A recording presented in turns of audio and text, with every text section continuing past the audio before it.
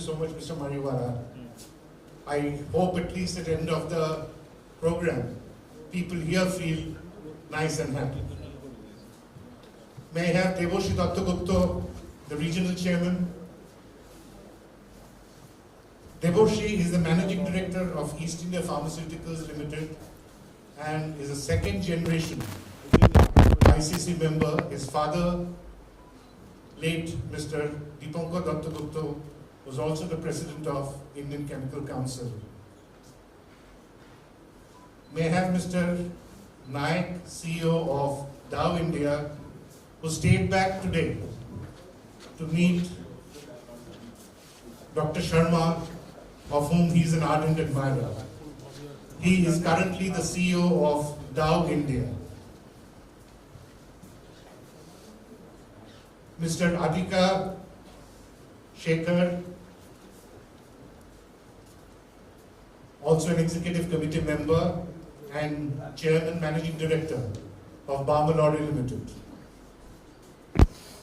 And finally, Professor Dhrubajyoti Chattopadhyay, Vice Chancellor of Sister Nivedita University, without whose active support this program could not have been held.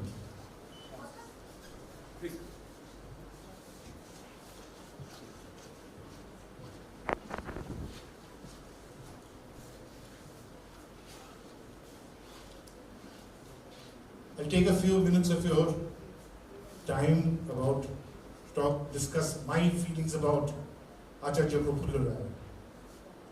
Today, if you ask a normal school children about Acharya Prafulla Chandra or Acharya Jagadish Chandra Bose, the first impulse would be that some roads are named after them.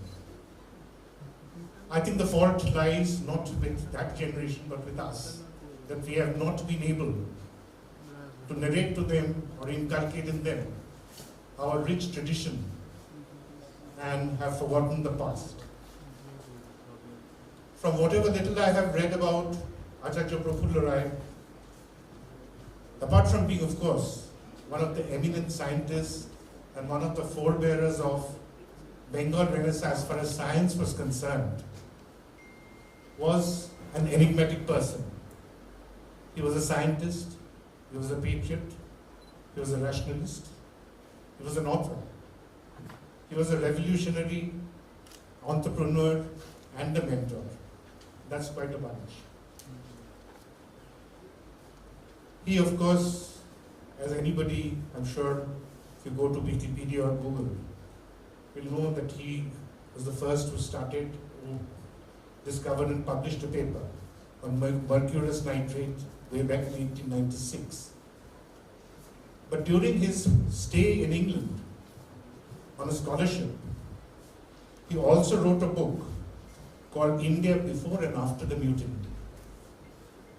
And I'll just read two small lines from that book. Mind you, this was 1888 in England, studying on a scholarship. The lamentable condition of India at present is due to England's culpable neglect of and gross apathy to the affairs of India. Another line from the same book is, the Indian government is essentially a tax-squeezing machinery and not a government for the people. I think that must have taken lots and lots of guts in that point of time. He came back to India, started Bengal Chemical, as we all know,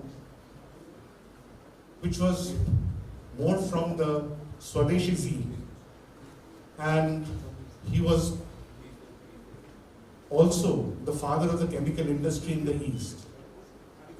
Among the various people whom he had mentored to put up the industries included Mr. Surendra Mohan Bose and Mr. Khogin Das. These two gentlemen were the first Indians who got a chemical engineering degree from Stanford from India. One started Duckback, other started the Calcutta Chemical, all with the Swadeshi fervor. As an author, finally, Dr. Ray also wrote History of Hindu Chemistry from the earliest times to the middle of the 16th century with full translation from Sanskrit. That gives you the idea of the canvas in which he was painting in addition to his scientific achievements. His last book was The Life and Experience of a Bengali Chemist, which was in 2 volumes. And among the 100-odd chapters, I just named 3 of them. Mentality and Psychology of the Youth of Bengal, Why Bengalis Fail, and this whole chapter on that. Emasculation and demartialization of Indian people under the British rule. So as a chemist, he was not only a chemist, he was, I think, a social scientist, he was a revolutionary, and that, I think, is summed up by a letter which he wrote to Bashanti Devi, who was the wife of Deshbandhu Chittaranjan Das in 1921. In serving my favorite science, I have only one idea in my mind, namely that through her, I should serve my country. Today, in his birthday, it is the privilege of ICC to pay a homage to him by arranging the memorial lecture, and we are proud to have 2 great luminaries who are going to address us shortly. Thank you so much, and now I would request Devorshi to come and deliver his regional chairman's address. Thank you, Chairman.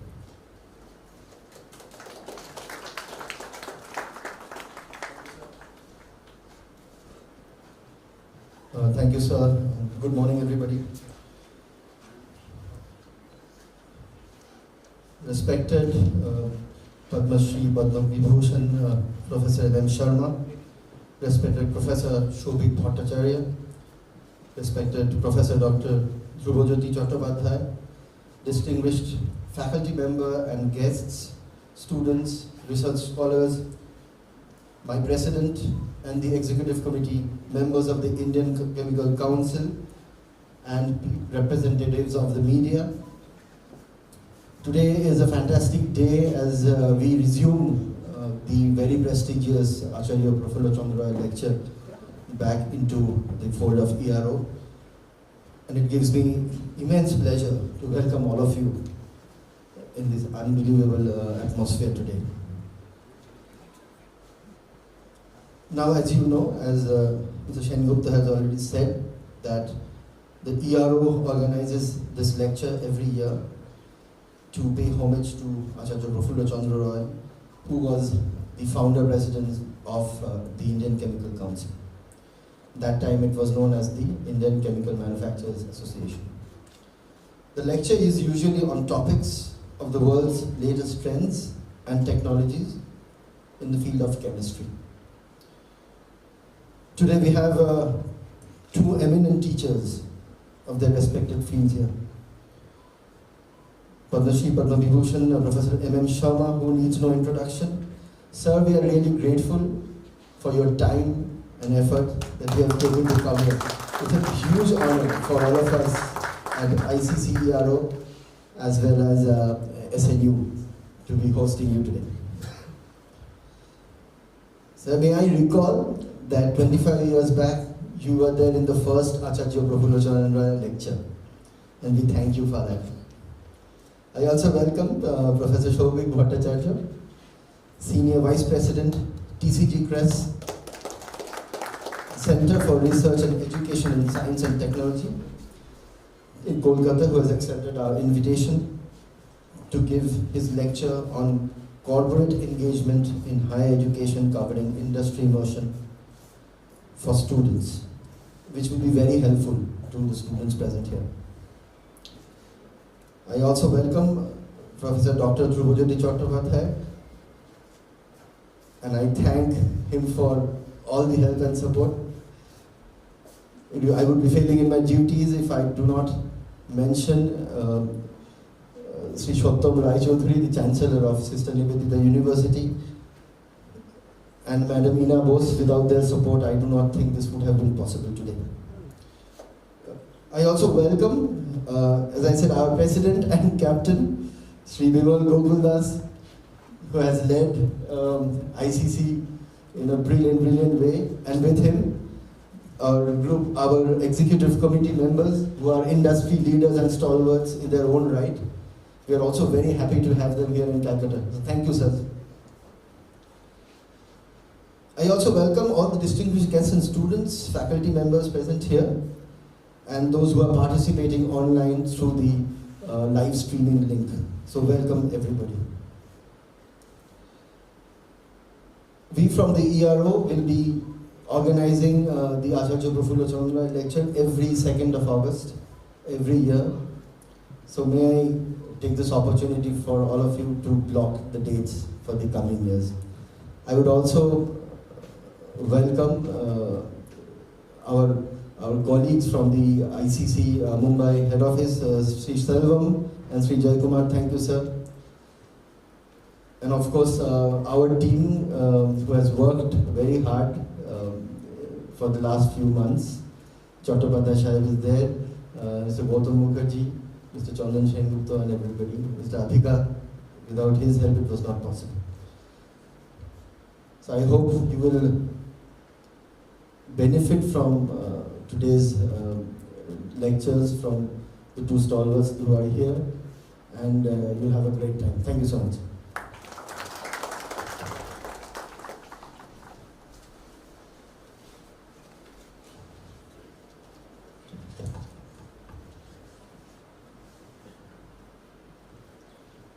May we now request everybody to inaugurate this by watering the plant, in keeping in mind the sustainability ethos. I think lighting the lamp has given way to watering plants and planting trees. So, please.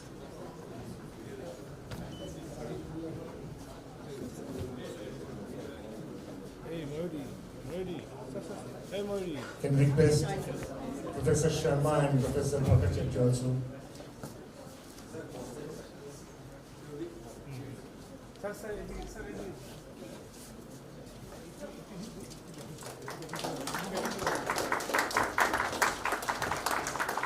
Yes.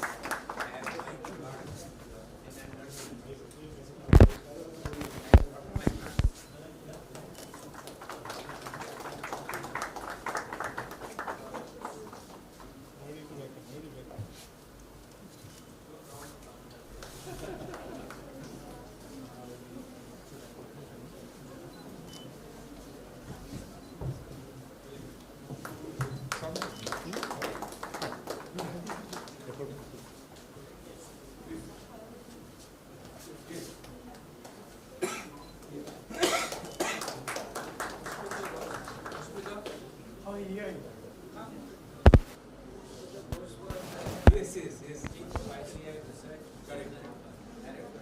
Come, please come.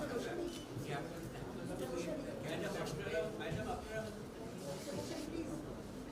Never.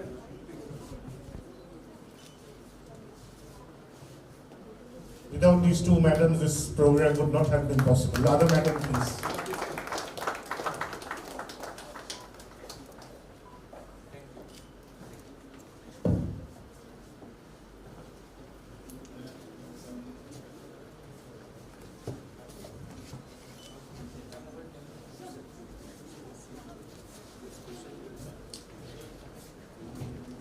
May I now request the President of ICC, Mr. Bimal Gokuldas, for his special address.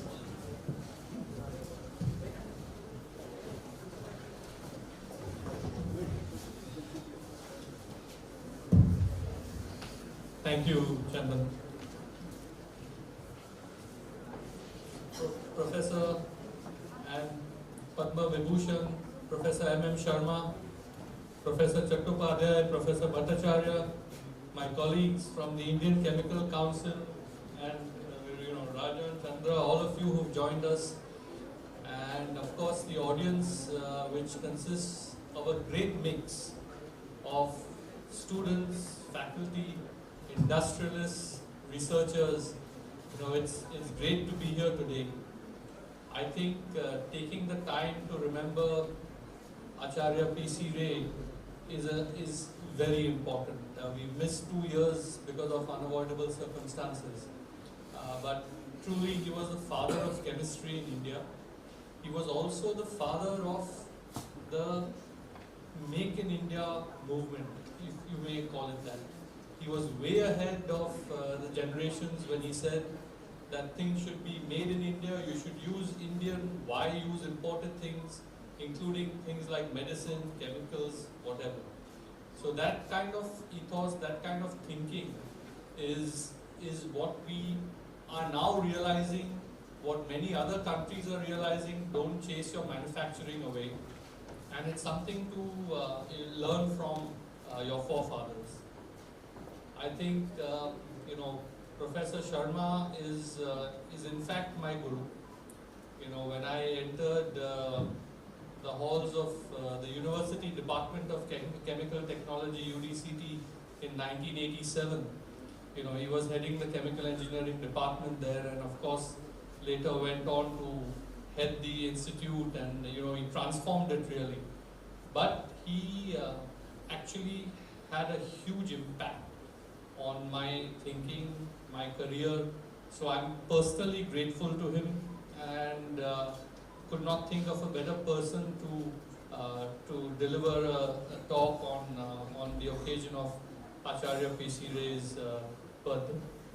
But all of you in the audience, a lot of you are students, and many of you will get opportunities from different walks of life.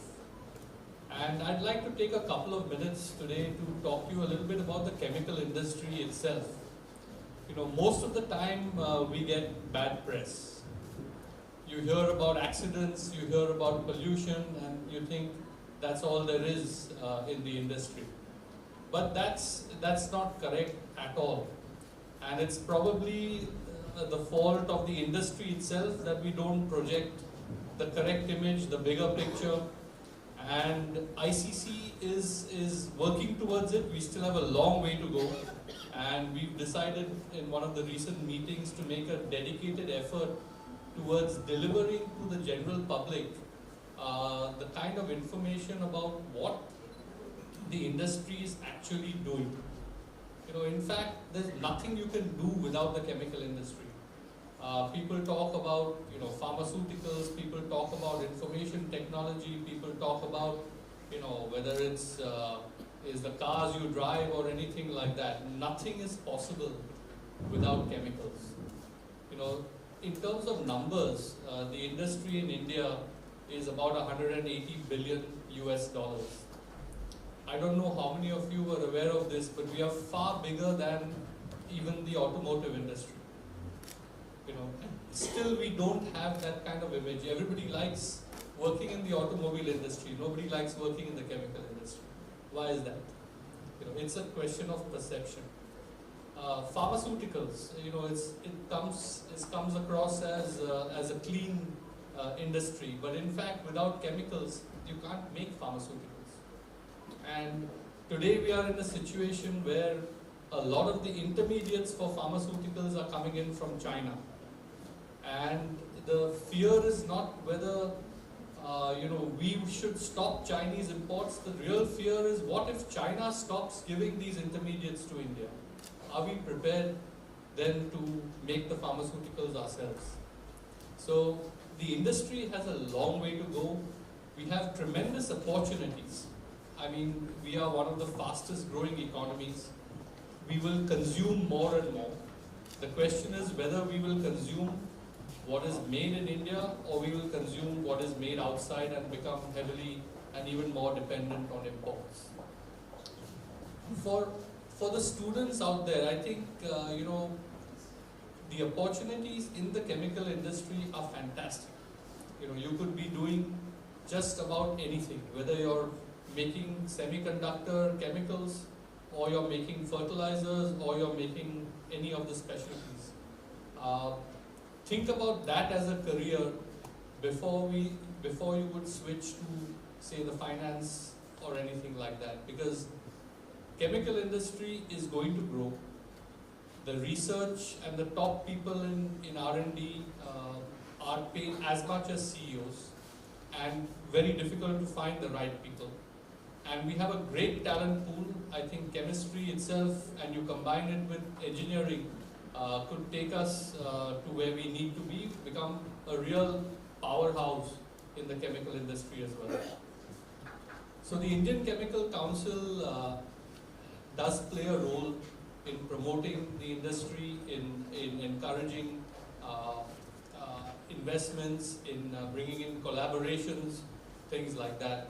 And I would encourage, the eastern region, which is in fact where the headquarters of the Indian Chemical Council, or the ICMA, was not so long ago. This was the home of business. Kolkata was the capital of the country, and I would encourage you to look at attracting more companies to become part of this. In ICC, we have even associate memberships for the service industry, for warehousing, for allied industries, distributors, and all play a big role. As an industry, we do face challenges. I'm not talking just about the economic challenges. Everybody knows about competition from non-market economies. But I'm talking about sustainability. I'm talking about global warming, about climate change, things like that.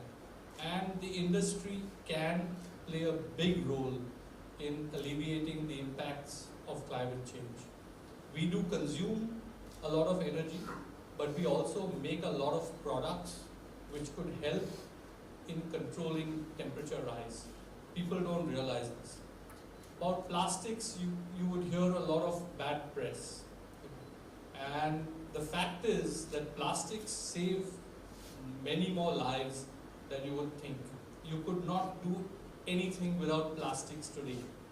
It is the improper disposal of plastics which is the bad thing, and that is what the industry needs to communicate better, and we as individuals, and all of you as chemists or future chemists need to understand yourself and then explain to others. So anybody who says plastics is bad, plastics should be banned, they really don't know what they're talking about. The other example, we think, we are making bioethanol and we are converting that into a fuel and burning. Actually, it's a wonderful feedstock. It should be used to make chemicals, not burnt. You burn something when you have nothing else to do with it. But we think that using ethanol in fuels is a good thing. So the concepts, the understanding with the general public, with the government, is not what it should be. These are some of the challenges, the challenge of perception, sustainability. And it needs great minds, it needs better thinking, better research, better investment in R&D, in infrastructure and manufacturing to get over this. And I think what you are going to hear today will be a couple of great lectures. I don't want to take any more of your time from that. Professor Sharma is a legendary orator, apart from being an authority on these subjects. So I look forward to hearing from him. Sobing Bhattacharya, Professor, look forward to hearing from you as well. And I'm sure all of you online as well as physically present will enjoy this. Thank you all for being here. Look forward to participating in future Eastern Region events as well. Thank you.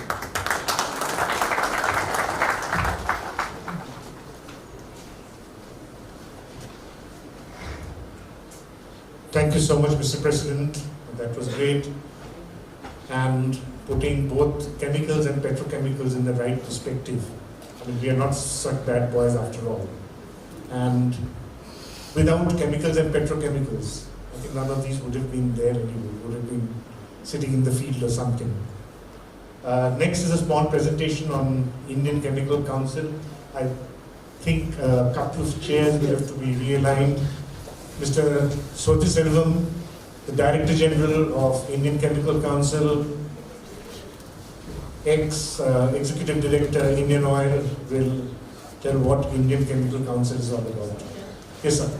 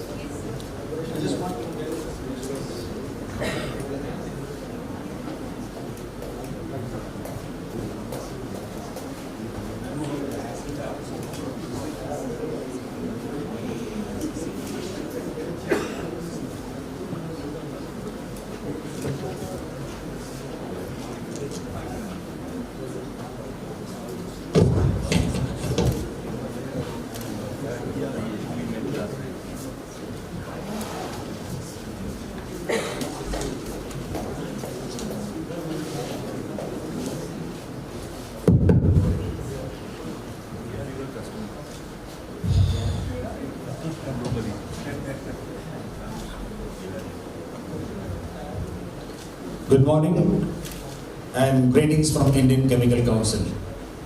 I'm personally very excited to be back to an educational institution full of legends and professors and research scholars and students. It's a great opportunity for me, and it's also a great honor to present about Indian Chemical Council in front of the big audience consisting of students and professors. I understand Professor Nivedita, the Nivedita University right now does not have a course in chemical engineering. That's what I heard, which is inquiring. I'm very sure after this program, in fact, our president, gave a right introduction about the need for chemical industry, chemistry, and the role it is playing. So I'm very sure probably after this program, I will give a thought to the Vice Chancellor and the other professors here to start a program on chemical engineering. So without actually, we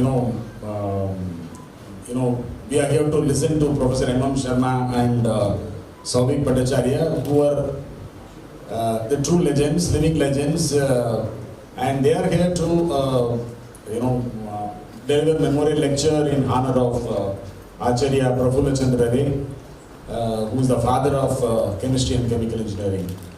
So let me now take a few minutes to explain about what we are. Indian Chemical Council was founded by Professor Acharya P.C. Ray and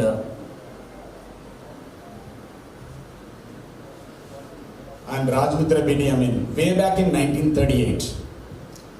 In fact, ICC was started, of course it was initially called ICMA, Indian Chemical Manufacturers Association, way back in 1938, much before India attained independence. So it's one of the oldest associations in the country. Students and maybe people are generally very aware of CII and FICCI. There are broader associations covering various sectors, but ICC is an association representing very focused on the chemical and the petrochemical industry in India. And as Mr. Bimal mentioned, we represent close to about $200 billion of Indian chemical and petrochemical industry. If you really take the GDP of India and then the manufacturing,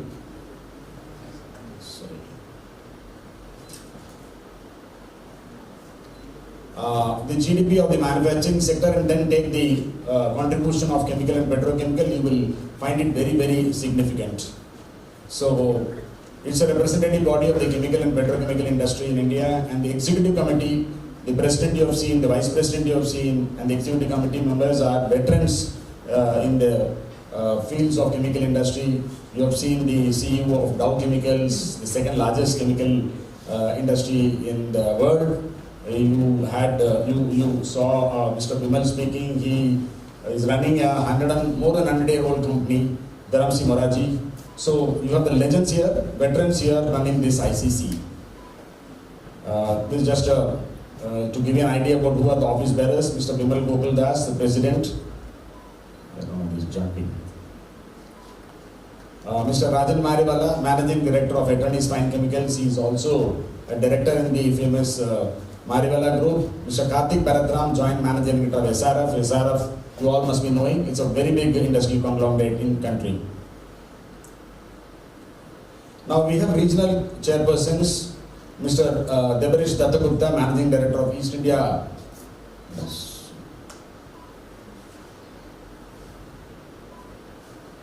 Sorry, it's jumping around.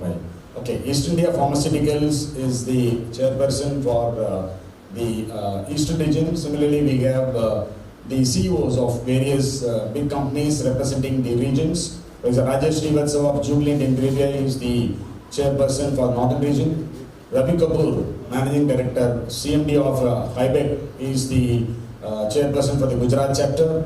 Mr. Vinod Parimal, President and Managing Director of Evonik, is the chairperson of Western region, and Ramya Bharatram, Managing Director and CFO of Thirmalai Chemicals, is the chairperson of Southern region. Now, ICC is a full member of the International Chemical Associations. Can somebody help? I think it's jumping. ICCA is, ICCA, International Chemical Manufacturers, International Council of Chemical Associations is an international body representing the chemical and petrochemical industry in the world. And ICCA actually represents about 90% of the world's chemical industry. And ICC, we represent more than 500 companies in India. Mostly, all of them are large and medium scale industries, and we represent close to about 80% of the chemical and petrochemical industry in India, right from Reliance, Indian Oil, you name any company, any big company, there are members. And as I said, Mr. Gopal Das is the president of ICC, and he is also in the board of ICCA. And in the ICCA, we are well represented in the various leadership groups and also in the steering committee, which they call now as Association Roundtable. There are several expert committees within ICC, again headed by veterans, CEOs of companies. Safety committees there, international treaties committees there, sustainability committees there, technology and energy committee. Like the safety committee, for example, is headed by Mr. Suresh Ramchandran, Managing Director of Arkema. International treaties is headed by Mr. Ganesan. Sustainability is headed by Mr. Ravi Kapoor, Hybec India. Technology and energy committee is headed by Mr. Sudhir Dev, Managing Director of NOSEL. Conference and exhibition committee is headed by the President of Reliance, Mr. Kamal Nanavati. Trade and business development is headed by Vivek Gadri. So like that, every committee is headed by veterans, leading people in the chemical and petrochemical industry. We always felt chemical industry, if it has to grow, and there's a lot of potential to grow in this country.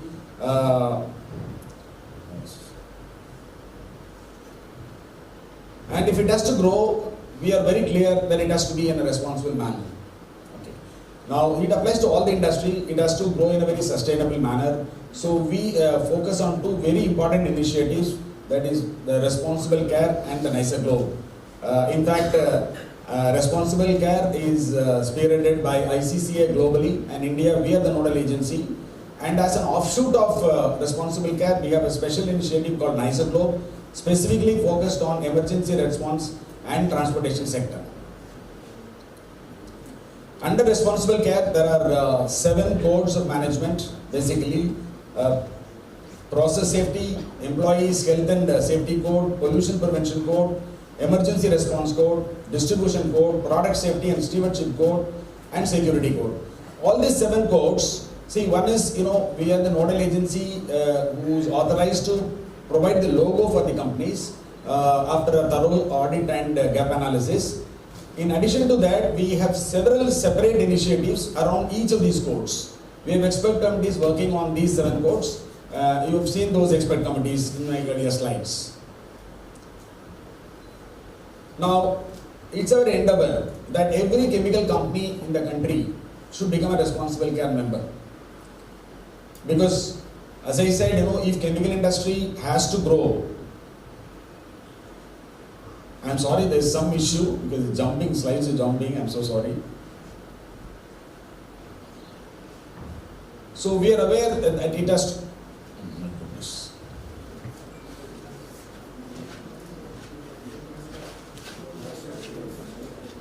I think I put it in this mode, I think that's the only way. No, no, I put it.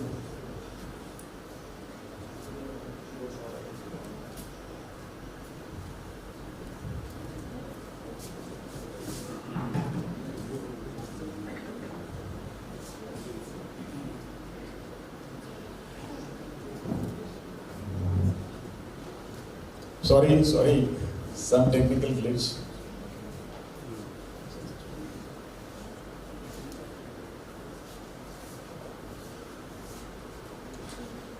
The most important aspect of responsible care, it's not just another certification, it's not an ISO certification, simple ISO certification.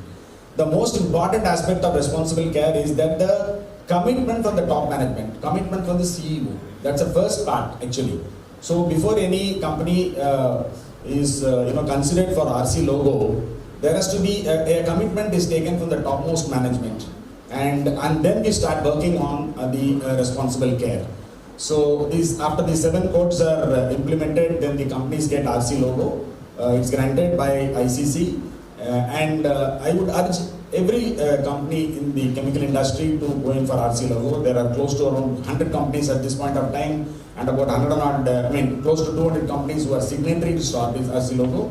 Because basically, if the industry has to grow, there's a lot of potential in India for the chemical industry to grow. Considering the China +1, now we're talking about the EU +1 also, because you know that there is a war long time going on between Ukraine and the Russia, which has affected the EU in a very big way, especially on the energy front. So there are a lot of companies who are looking at India for investment.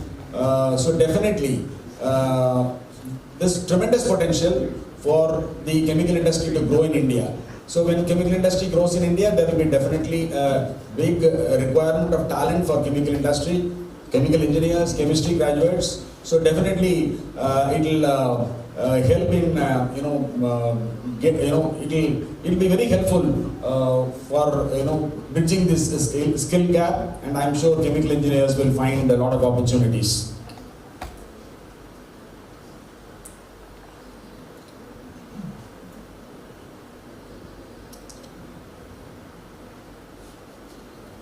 See, these are some of the benefits of obtaining an RCA logo, especially for companies. Very sorry, this is. The benefits are basically, reducing operation cost, complying with the legal requirements, customer satisfaction and safety, improved stakeholder,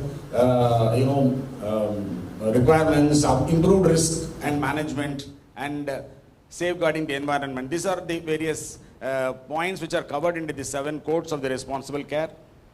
And the other initiative which I talked about is the Nicer Globe, which focuses on the transportation sector of the chemical industry.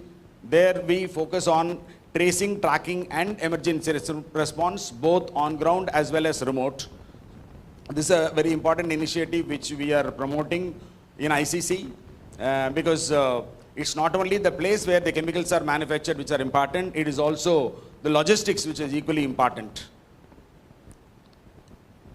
So the Nicer Globe, in addition to providing certain basic features, it also provides many other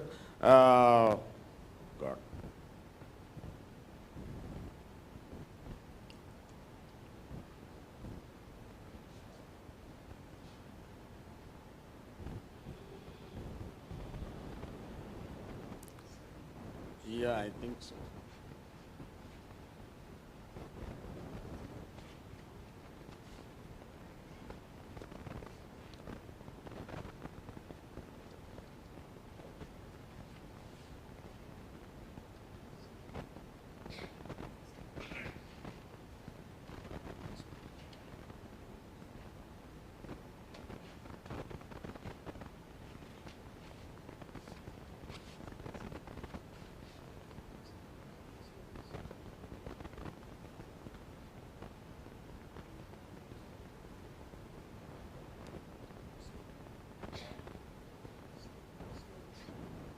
Okay.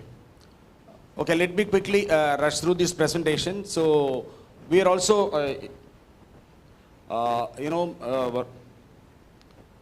taking special care of the product Posgene, and ICC, focuses on the safety aspects of Posgene, and we have a council, Posgene Council, which our Gujarat chapter handles, and same in the case of bromine also. Bromine, for promoting bromine as well as the safety aspects of bromine, we have an Indian bromine platform. When it comes to services of ICC, basically it starts with the basic advocacy and representation. We are the bridge between the industry and the government and other stakeholders. We do a lot of programs wherein we network. We create networking opportunities for our members. We recognize excellence in chemical industry by various awards. Like that, there are various other services which we render. I don't want to explain. Regulatory support, industry promotion and public relations, international trade support. We provide, as I was explaining, we have several expert committees who provide specific inputs for the chemical industry. We have signed various MOUs with educational institutions. We do have right now, we've started a expert committee on the industry academia. We have signed MOUs with very leading educational institutions, ICT. Then we have an MOU with IIT Delhi. We have an MOU with the Manipal University, Jaipur. All aimed at creating centers of excellence and providing the industry academia collaboration. We also have an agreement with GEM Portal, that is the government e-marketplace for trading on chemicals. We have a lot of international collaborations with various international bodies, right from the American Chemistry Council to the Singapore. There's so many associations. Unfortunately, this is again giving trouble. Several international associations are associated with us. We are also representing the Cabinet Secretariat on the Chemical Weapons Convention. The chemicals, if it is not properly, if it's misused, it can be used as a weapon. It can be also be used to make drugs also. So we have MOUs and arrangement with the chemical weapons, the body, national body, as well as the Narcotics Control Board.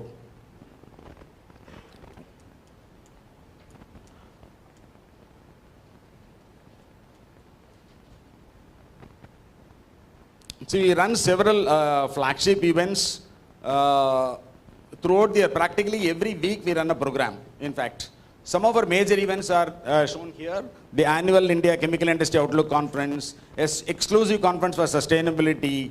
Then we have a program, recognizing excellence in performance in various facets of chemical industry. A presentation, a very, very star-studded presentation on the various awards. Then, as I was mentioning, a Posgene conference, an industry institution partnership summit, which happens every year in Chennai. And there are several symposiums and webinars we organize. As I said, practically every week we have a program. These are some of the glimpses of the All India Chemical Industry Outlook Conference. These conferences are attended by the top bureaucrats as well as leaders in the chemical industry. These are some of the photographs which you see on the. And these are the various awards which we present. Every year we recognize excellence in various facets of chemical industry. And these programs are attended by the stalwarts in the industry as well as from the government. This is just a glimpse of the awards function. Now, as I said, we have an exclusive program on industry institution partnership. I think Nivedita University also can associate. We have this year, with the support of the government, we are running ICT Mumbai, which was formerly called as UDCT. We are running training courses all over the country, both in the online mode as well as in the physical mode. So one such program is going to be held in Eastern Region, Calcutta also, very shortly. And there are several important courses and seminars. I don't think I'll spend time on explaining each one of them. But as I said, practically every week we have a program. These programs will be of immense value to the chemical industry and for the students as well. So with these few words, let me complete my presentation. Probably we can interact in case if you have any doubts. Thank you so much.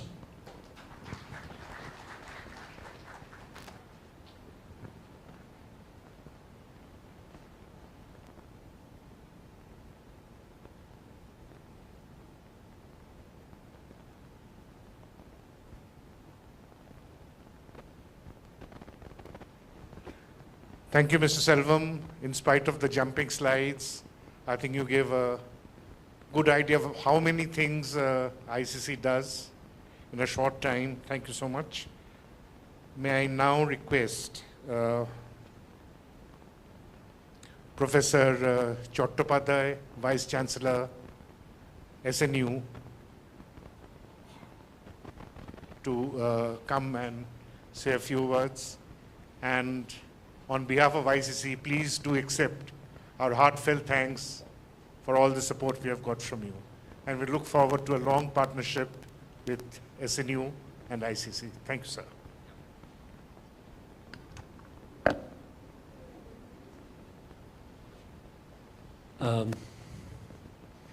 We are just on the middle of the day, crossed the 12th noon.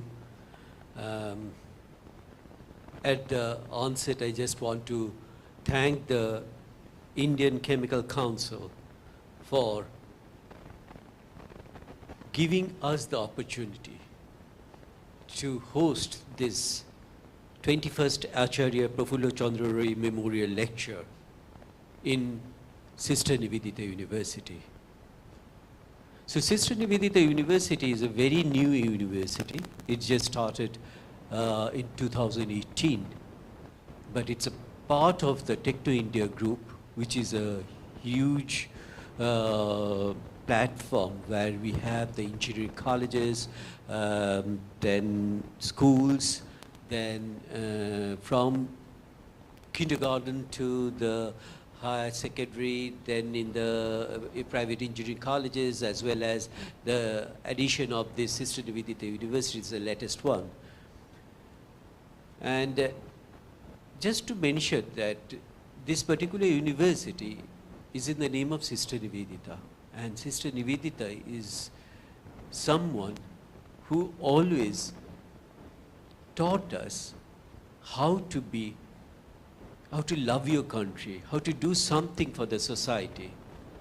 And Acharya Prafulla Chandra, almost at the same time, he actually contributed in a very big way in this particular aspect. Now, we are very, very happy that we have with us this year the person who is going to deliver the lecture, Professor Manmohan Sharma, who is the Emeritus Professor of Eminence, Institute of Chemical Technology, Mumbai. Sir, when earlier, when I was in Calcutta University, the first Acharya Prafulla Chandra Memorial Award was given to you by us, actually, in Calcutta University. And because I was the Pro-Vice Chancellor at that time, I had the opportunity to actually give you the award. And also my very good friend Basho Chaudhary is actually did his PhD with you, and so I heard so much about you. And you are really a teacher of all the teachers. There are your legendary and visionary ideas helped a large number of personalities, and how to love teaching and research together. And you taught us that without research, you cannot be a teacher. Without being doing research, you cannot actually be a good teacher. Now, we also have Professor Shobik Bhattacharya, whom I know. He's a very good friend of mine. Professor Bhattacharya really did splendid work when actually he worked in Indian, the Institute of in the Kharagpur, in the Institute of Technology, Kharagpur. Then he was the Vice Chancellor in the Jadavpur University. He really did some very important work in that time in Jadavpur University, moved to BITS Pilani as a director, came back to IIT KGP, again gone to BITS Pilani, and I find that during his tenure in BITS Pilani, the way he actually developed this laboratory programs and other things which could be done in a virtual mode, that is a huge contribution. I learned quite a bit from your all the different videos and other things which you had that time, and it helps us quite a bit actually. And Professor Bhattacharya is right now in the TCG Centers for Research and Education in Science and Technology. So I really thank the ICC for identifying these two personalities to be here. So because you choose us as an organization to host this, we get these two very important personalities also in our university. Along with them, we have large number of dignitaries from ICC, and I really thank all the members of the ICC, particularly Sri Deboshi Dattagupta, the chairman of this Indian Chemical Council Eastern Region. And just now we got the presentation from Sri Selvam, the Director General. We heard from Bimal Gokul Das, who is the President of the Indian Chemical Council. And also we heard from Chandan Sengupta also, and the other members, Adhikar Ratna Sarkar is also over here, and other members. Now, the reason why I am mentioning this is something which is very important for an university. The presence of the personalities like you are actually going to give us a very important boost up for our faculty members, for our students, and for all of us actually. So your visit, your presence, these are very, very important for us.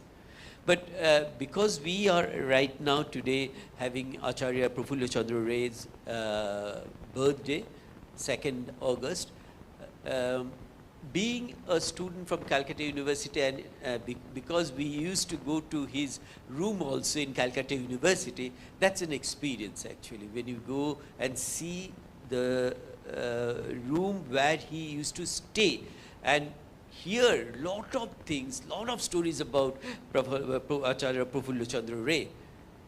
And that is one of the reasons why we call, and actually he often been referred as the father of Indian chemistry, and already mentioned about his notable contribution also over here.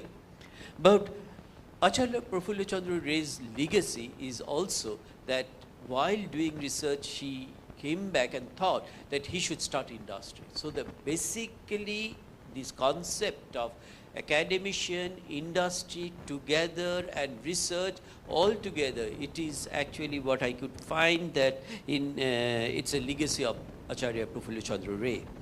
Now he founded, all of us know that Bengal Chemical and Pharmaceutical Works, the Indian Chemical Society, which played pretty crucial roles in advancing the scientific research.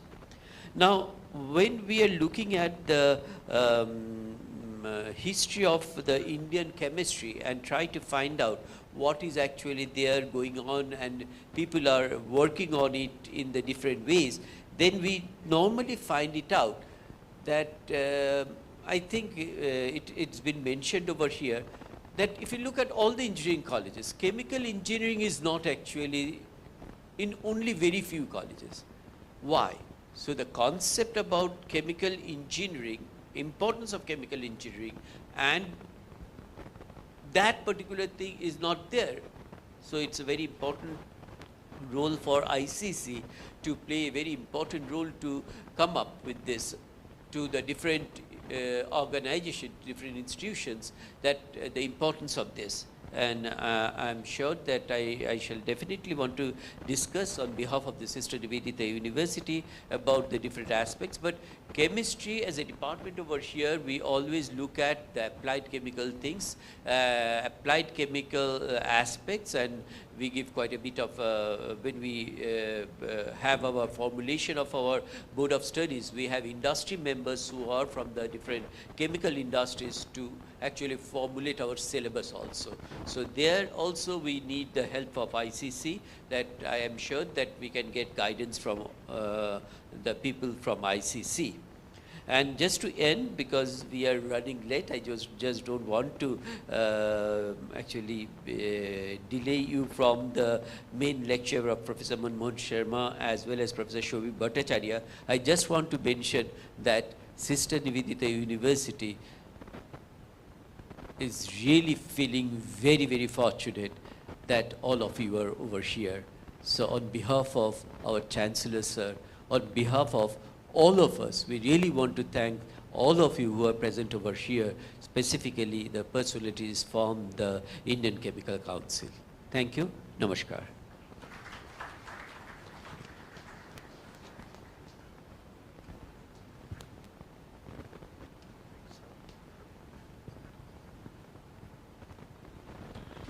Thank you, Mr. Vice Chancellor, sir. And now we come to the main agenda. Manmohan Ji Sharma, living legend. I have a little bit of problem in which I would like to share with you. So you can come. I have a very brief biodata in around 4 points about Professor Sharma, which goes into 3 pages. So I shall use the cliche that Professor Sharma needs no introduction. And on behalf of everyone here, since Professor Sharma is from Jodhpur, Kamangani Hukum.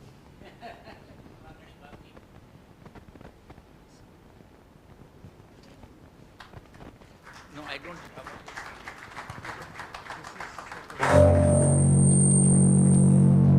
Is it good? Yeah, should be.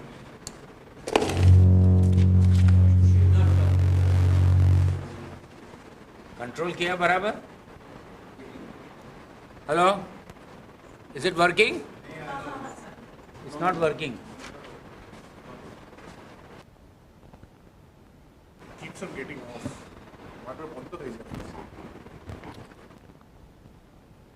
No, it's not working. Yeah, label mic है.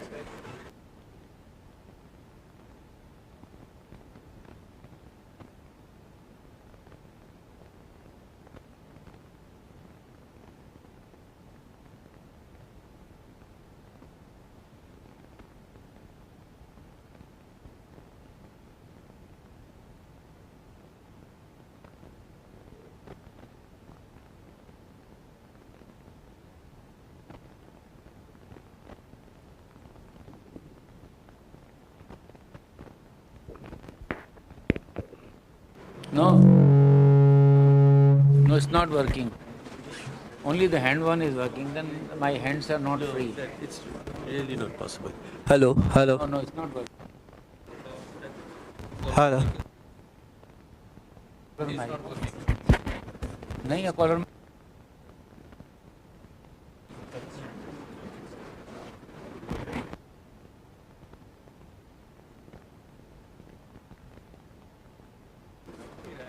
No, it's not working. It's not working now. Hello.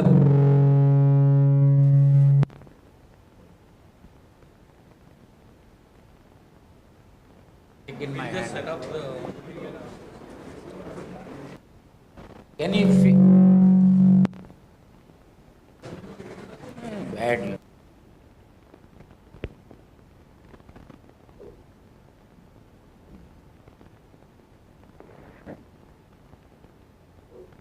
Hello. Hello. Hello.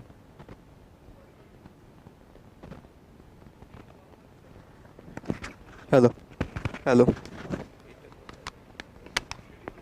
Hello. Yeah, take it, take it, take it.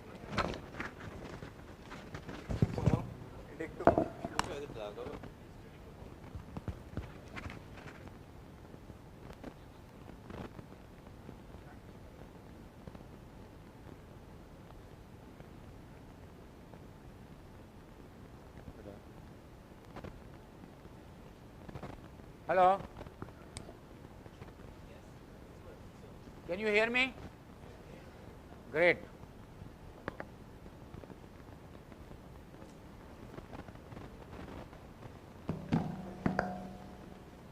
Please don't tamper with it, you know, just fix it at one place, otherwise.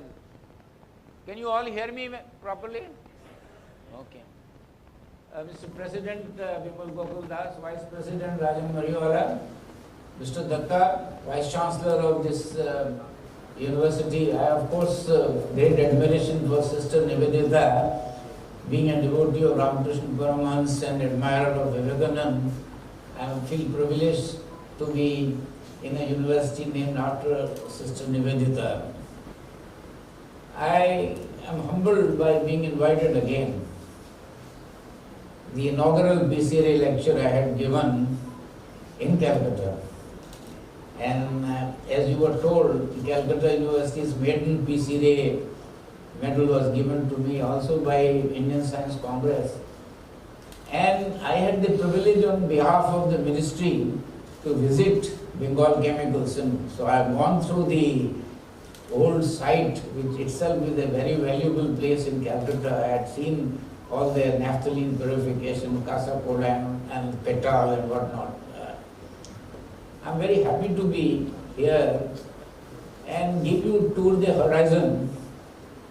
To start with, in consonance with what Mr. President said, I want to put in a slightly different language. Life is not possible without produce of chemical industry, but life can be better with produce of chemical industry. I think that should be our slogan. $5 trillion industry based on good science. There is no place for quacks. They refer to the Safety Council. If you are quacks, don't be surprised if you get accidents. As a highly science-based industry and based on chemistry, chemical engineering, chemical technology, there is nothing in our life which is not touched by produce of chemical industry. I am going to give you a tour the horizon from early days, because since students are also present and members of the council also would know what a heritage we have and what is the potential that we have. And I am going to start with first major breakthrough in the history of chemical industry, and that was the solvay process for soda ash. It is an extraordinary development. People have not realized what solvay process did and why they are called solvay clusters. First, it replaced a polluting process called Labranche process, making sodium carbonate from roasting sodium sulfate, reducing it to Na2S, carbonating from the flue gas, and emitting H2S into atmosphere. Can you believe that? And there was an office in UK called His Majesty's Alkali Inspector. He ordered closure of that plant in late 1850s, saying that there is a smell of rotten eggs from a great distance before you reach that place, and ordered closure. This is the first instance of environmental problem, documented properly. And Ernest Solvay, whose name is associated with Solvay Chemicals, he came out with what I consider as an epoch-making development, because imagine two most inert substances which live forever, sodium chloride and calcium carbonate, being combined through ingenious chemistry and chemical engineering. Mind you, chemical engineering was not born at that time. And in 1860, Solvay process was established. And that too, very interesting part, because people forget about the developments that took place in such a difficult time. It was ammoniation of saturated brine. Synthetic ammonia did not exist. Only source of ammonia was coke oven gas. You scrub that ammonia and sulfuric acid, add lime to that ammonium sulfate, recover ammonia. And ammonia consumption, when you talk of recycle system, it was an extraordinary example. Although there was a stoichiometric consumption of ammonia, the net consumption of ammonia, because ammonium chloride was converted back into ammonia, recycled, the consumption was not even 5 kilos per ton of soda ash. Not even 5 kilos. Came down to 2 kilos. So you talk of recycle system. Today I am giving you example. In 1860s, marvelous recycle system. And the Solvay tower, for the lovers of chemical engineering, Solvay tower is an absorber, reactor, crystallizer, heat exchanger all in one, and very corrosive system. It was all cast iron. Today, of course, for heat exchanger you can use titanium tubes. Dharamsi Morarji being early manufacturers of sulfuric acid. But I must tell you what happened. There was lead chamber process in Dharamsi Morarji. They used to emit NOx, brown, anybody can see brown fumes coming out. So you don't need any intelligent person to say that there is a pollution going on. Again, it was displaced by first vapor phase catalytic process called contact process for sulfuric acid. Contact because gas were coming in contact with the catalyst, SO2 plus oxygen. The amusing part of this was very fascinating, that by that time the lead chamber process became unwanted. The sale of lead, which was used as material of construction, was more than enough to put up a new contact process for sulfuric acid. What a remarkable thing. You make an old process redundant, and the accrual from that redundant plant allows you to put a very modern plant. Both these examples are also epitome of saying that no technology is ever mature. We are still making improvements in soda ash. We continue to make improvements in sulfuric acid to an extent that the best way to describe sulfuric acid, it is a power plant which, by the way, produces sulfuric acid, because you make more money in selling 1.3 tons of steam per ton of sulfuric acid. You get much more money, more so in the present context of high cost of fuel, both coal as well as natural gas. And if you can get 3,000 rupees per ton of steam, you can know what kind of money you are making, which you don't make by selling sulfuric acid. Then we go to one of the most, these are fundamental molecules. We go to the next fundamental molecule, caustic soda. Caustic soda was initially made by causticization of soda ash, because soda ash plant already had calcium hydroxide. Tata Chemicals did that actually. But you couldn't go, because of thermodynamic reasons, more than 10% caustic soda, and you had to concentrate, and still there was sodium carbonate in caustic soda. But that was the origin of how caustic soda production started. Then came the electrolytic diaphragm cell, with asbestos as the diaphragm. Made many improvements in the diaphragm cell over, but this bogey of asbestos didn't leave. You couldn't go beyond 10 or 11% caustic, because the diaphragm would get eaten up, and diaphragm cell became redundant. Initial caustic soda production in India was by diaphragm cell, including in Tata Chemicals.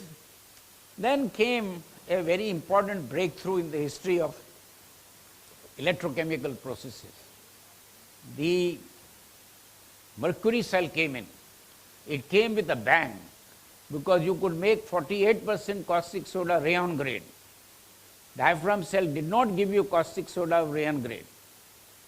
And although it was a major breakthrough, imagine an electrode as a moving mercury. Then came this Manitoba case, mercury poisoning, and this great innovation became redundant.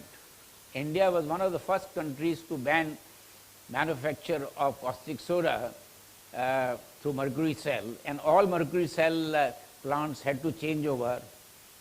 And then came another major breakthrough. Once again epitomized that no technology is ever mature. So when new cells came in, we had fundamentals of electrochemistry taken to a very high level. We had catalyzed anode, ruthenium coated titanium anode instead of graphite.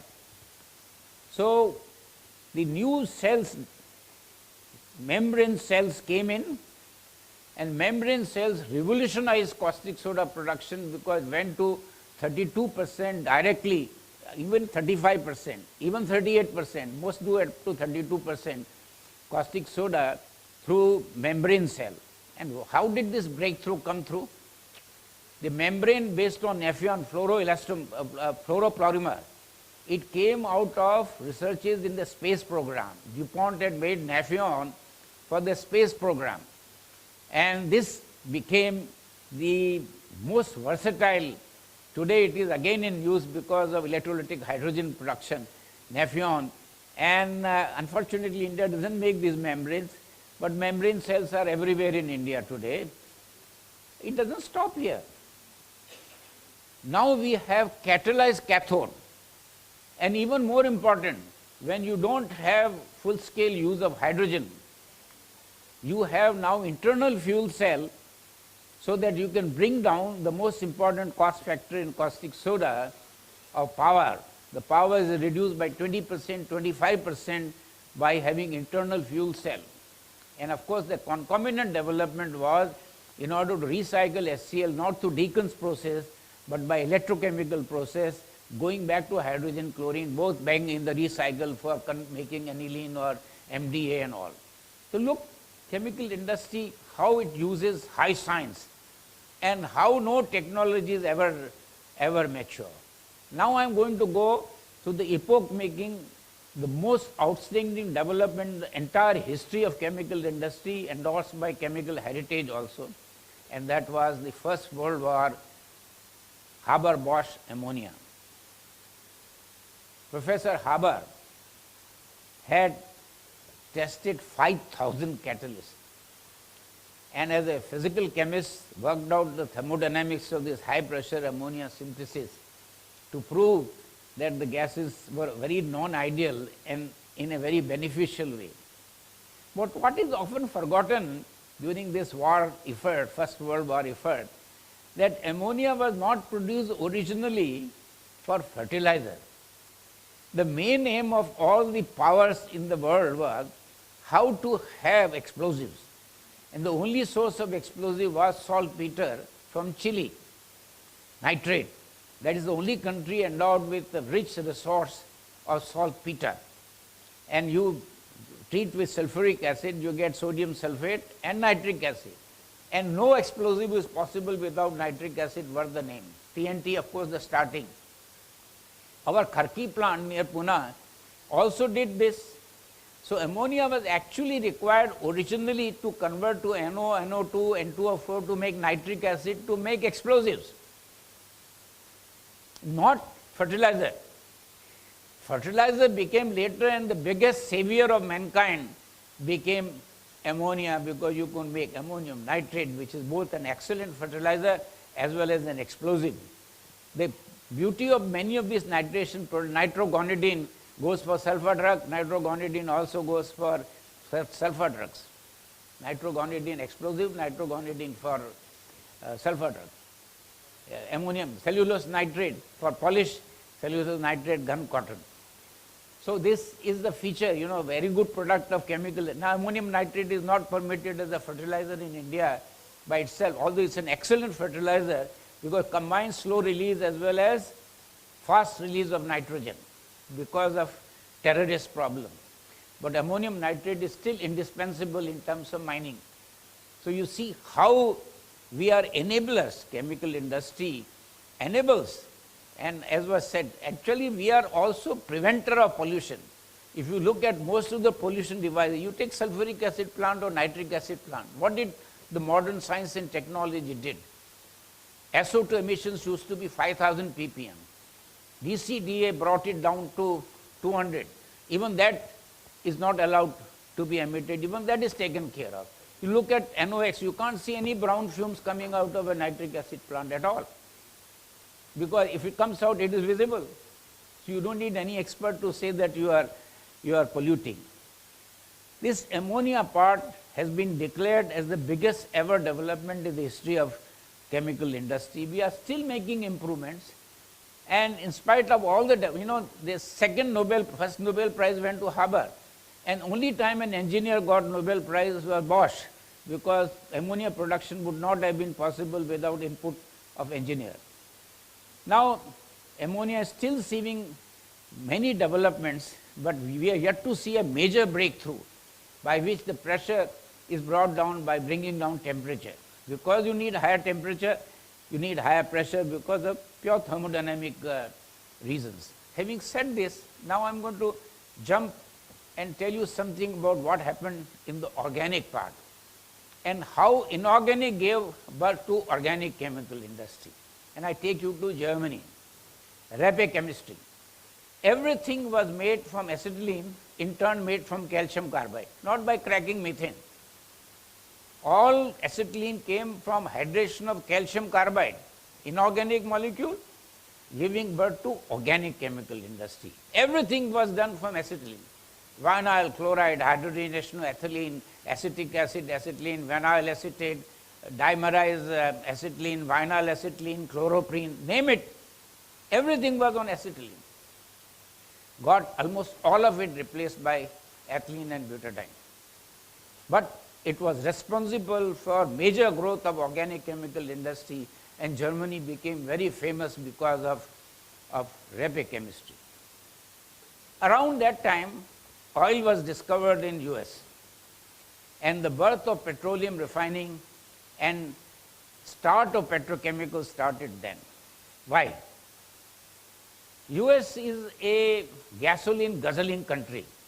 Everything revolves around car, and that too petrol based, what they call gas. So heavier fractions whose use was limited because they had plenty of natural gas also. So they started cracking. Initially only thermally. So higher fractions were thermally cracked, and in the gases came propylene. For the information of young students as well as many members of the council who may not know, first petrochemical in the world was isopropanol based on this propylene from thermal cracking of heavier petroleum fraction via sulfuric acid, school chemistry. The olefin can be absorbed in sulfuric acid, dilute alcohol, strip out isopropanol as an azeotrope, and isopropanol became the first petrochemical of the world. So we had now the birth of petrochemical industry because of petroleum refining. Now I take you to a very, very exciting period of chemical industry, and I am referring to now around 1930s. DuPont managed to get Caruthers from Harvard with big trumpeting that we have got a man from Harvard. And DuPont gave him a carte blanche that come out with some original polymeric material. Don't worry about its use. The archetype of discovery-driven product in the entire history of chemical industry was nylon. Entirely discovery-driven, totally novel product. What a revolution one ushered in. Nylon resin, nylon for apparel. Immediately polyester fiber came both by ICI as well as DuPont, and that revolutionized the apparel because polyester-based apparel wear was far better than, but nylon became engineering nylon. And we still see developments in nylon, we still see developments not only in that but in making the raw material, about which I will say a few words. Now, a lot is talked about renewable raw materials. Have people forgotten that DuPont empire started with furfural and they forgot about it very soon? Ultimately, cost is our God. So if furfural is expensive and other starting material like butadiene, so how did they make hexamethylene diamine? Two components for nylon 6,6 were hexamethylene diamine and adipic acid. They made hexamethylene diamine by different routes, but one major innovation they did was butadiene plus SCN. DuPont was very big in SCN. And for students of chemistry, it was one of the most outstanding example of anti-Markovnikov reaction. So you would SCN to get terminal position and hydrogenate that you get adiponitrile, but terminal. And this was anti-Markovnikov. Markovnikov rule says it goes into secondary position. DuPont perfected that. That process is still practiced.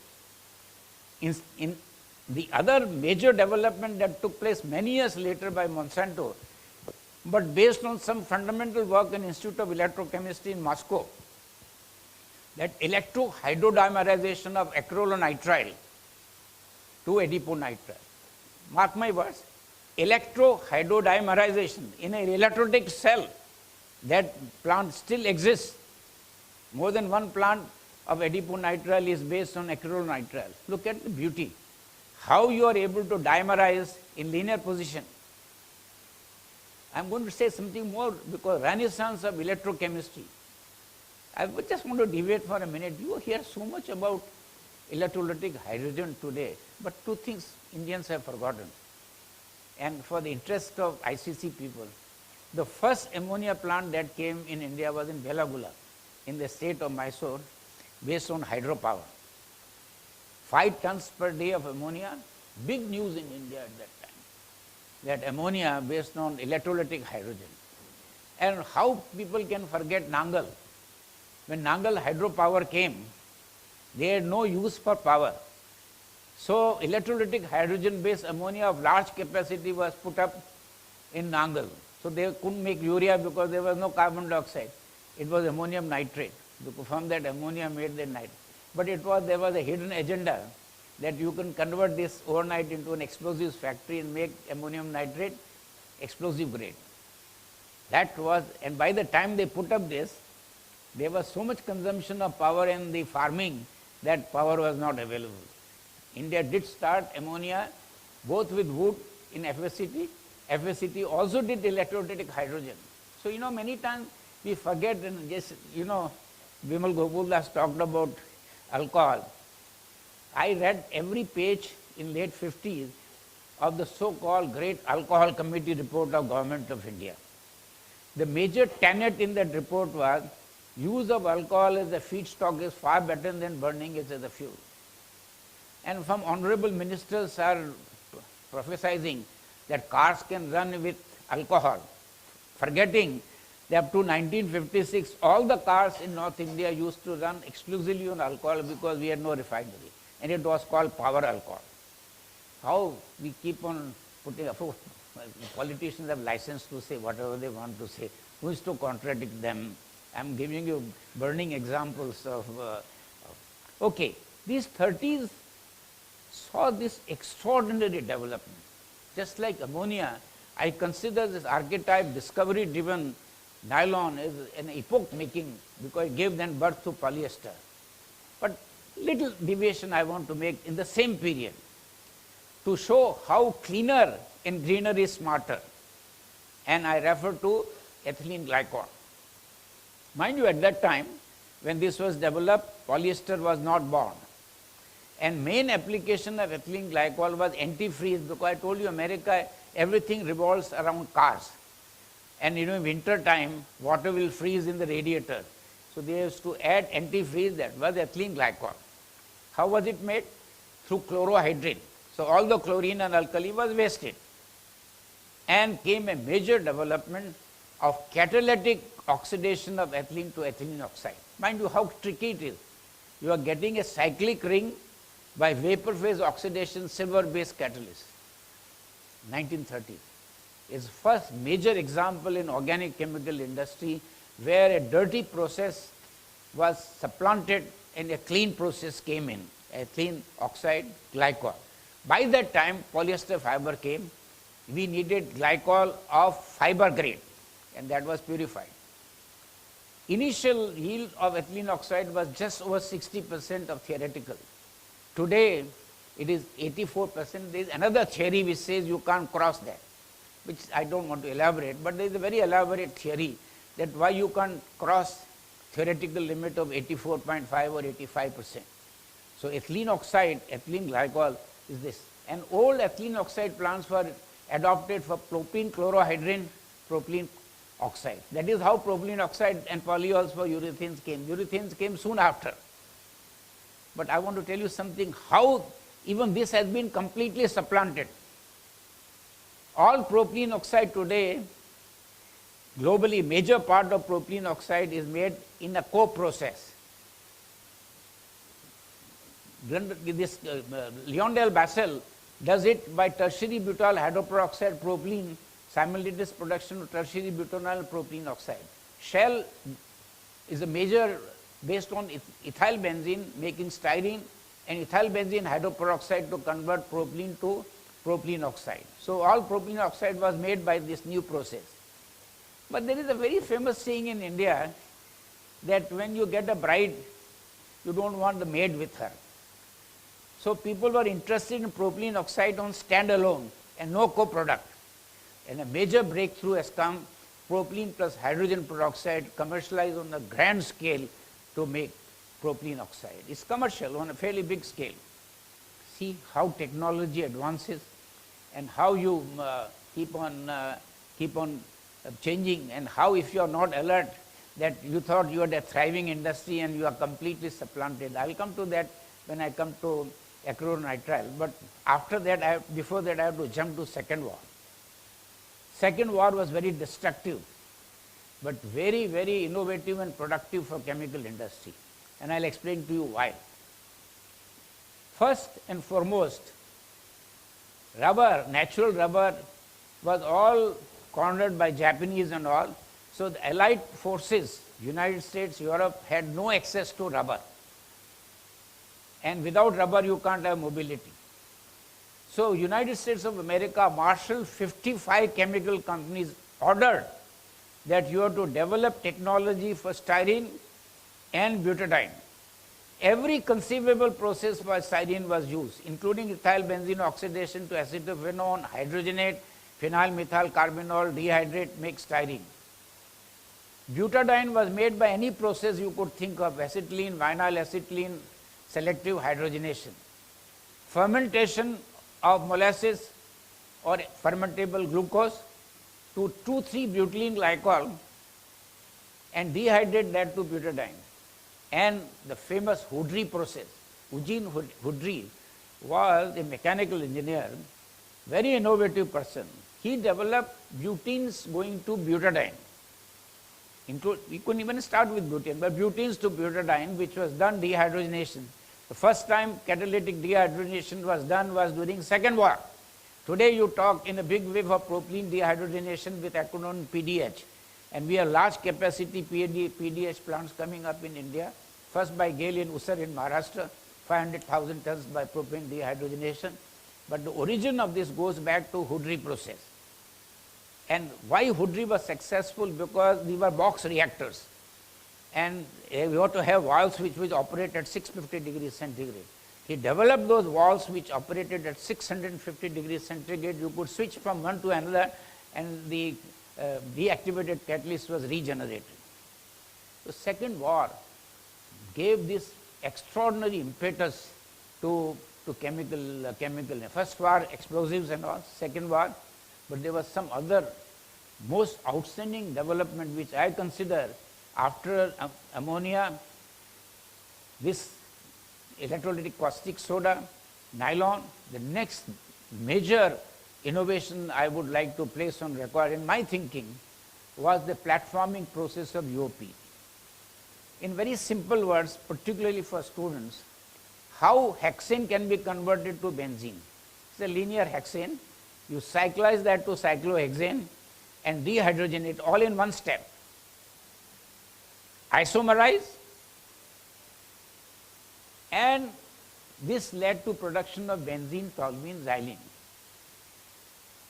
Now when we talk of innovation, once ICMA, then called ICMA, had a seminar on innovations in chemical industry. I was asked to speak. And in the end I said, I want to give a clarion call in chemical industry that at least some come forward and declare they have a chief innovation officer. I regret to have to observe, Mr. President and Mr. Vice President, that not a single chemical company in India, to best of my knowledge, has any designation called chief innovation officer. Although everybody talks of innovation in such a loose way. Why I brought in this was, this innovation done by two extraordinary catalytic scientists, Ipatif and Hansel. How innovations are battered in the board of directors. And a very familiar story in India, because chemical industry earlier days, even to that extent now, board of directors were blissfully ignorant of chemicals. I can tell you, I don't want to name company, they don't know, but they were big men, you know. And it was licensed days, you didn't have to do anything. Market was bigger than whatever you produce. So you didn't need any domain knowledge.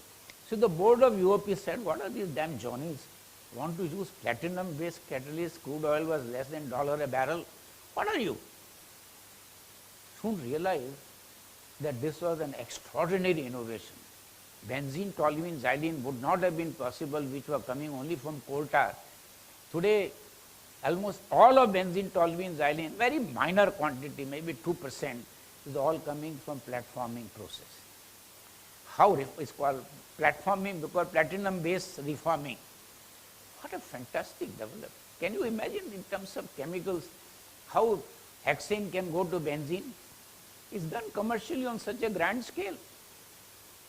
This is what chemical industry does. What kind of change molecules in an unimaginable way to a latte. Now, the crowning glory came when both these gentlemen found their place in Hall of Fame in Washington. Epatif and Hansel are in Hall of Fame in Washington. So you can see the level of appreciation for what they did. We would have been free of benzene, toluene, xylene if this had not come through. I go back to propylene, and major development came in the catalytic cracking.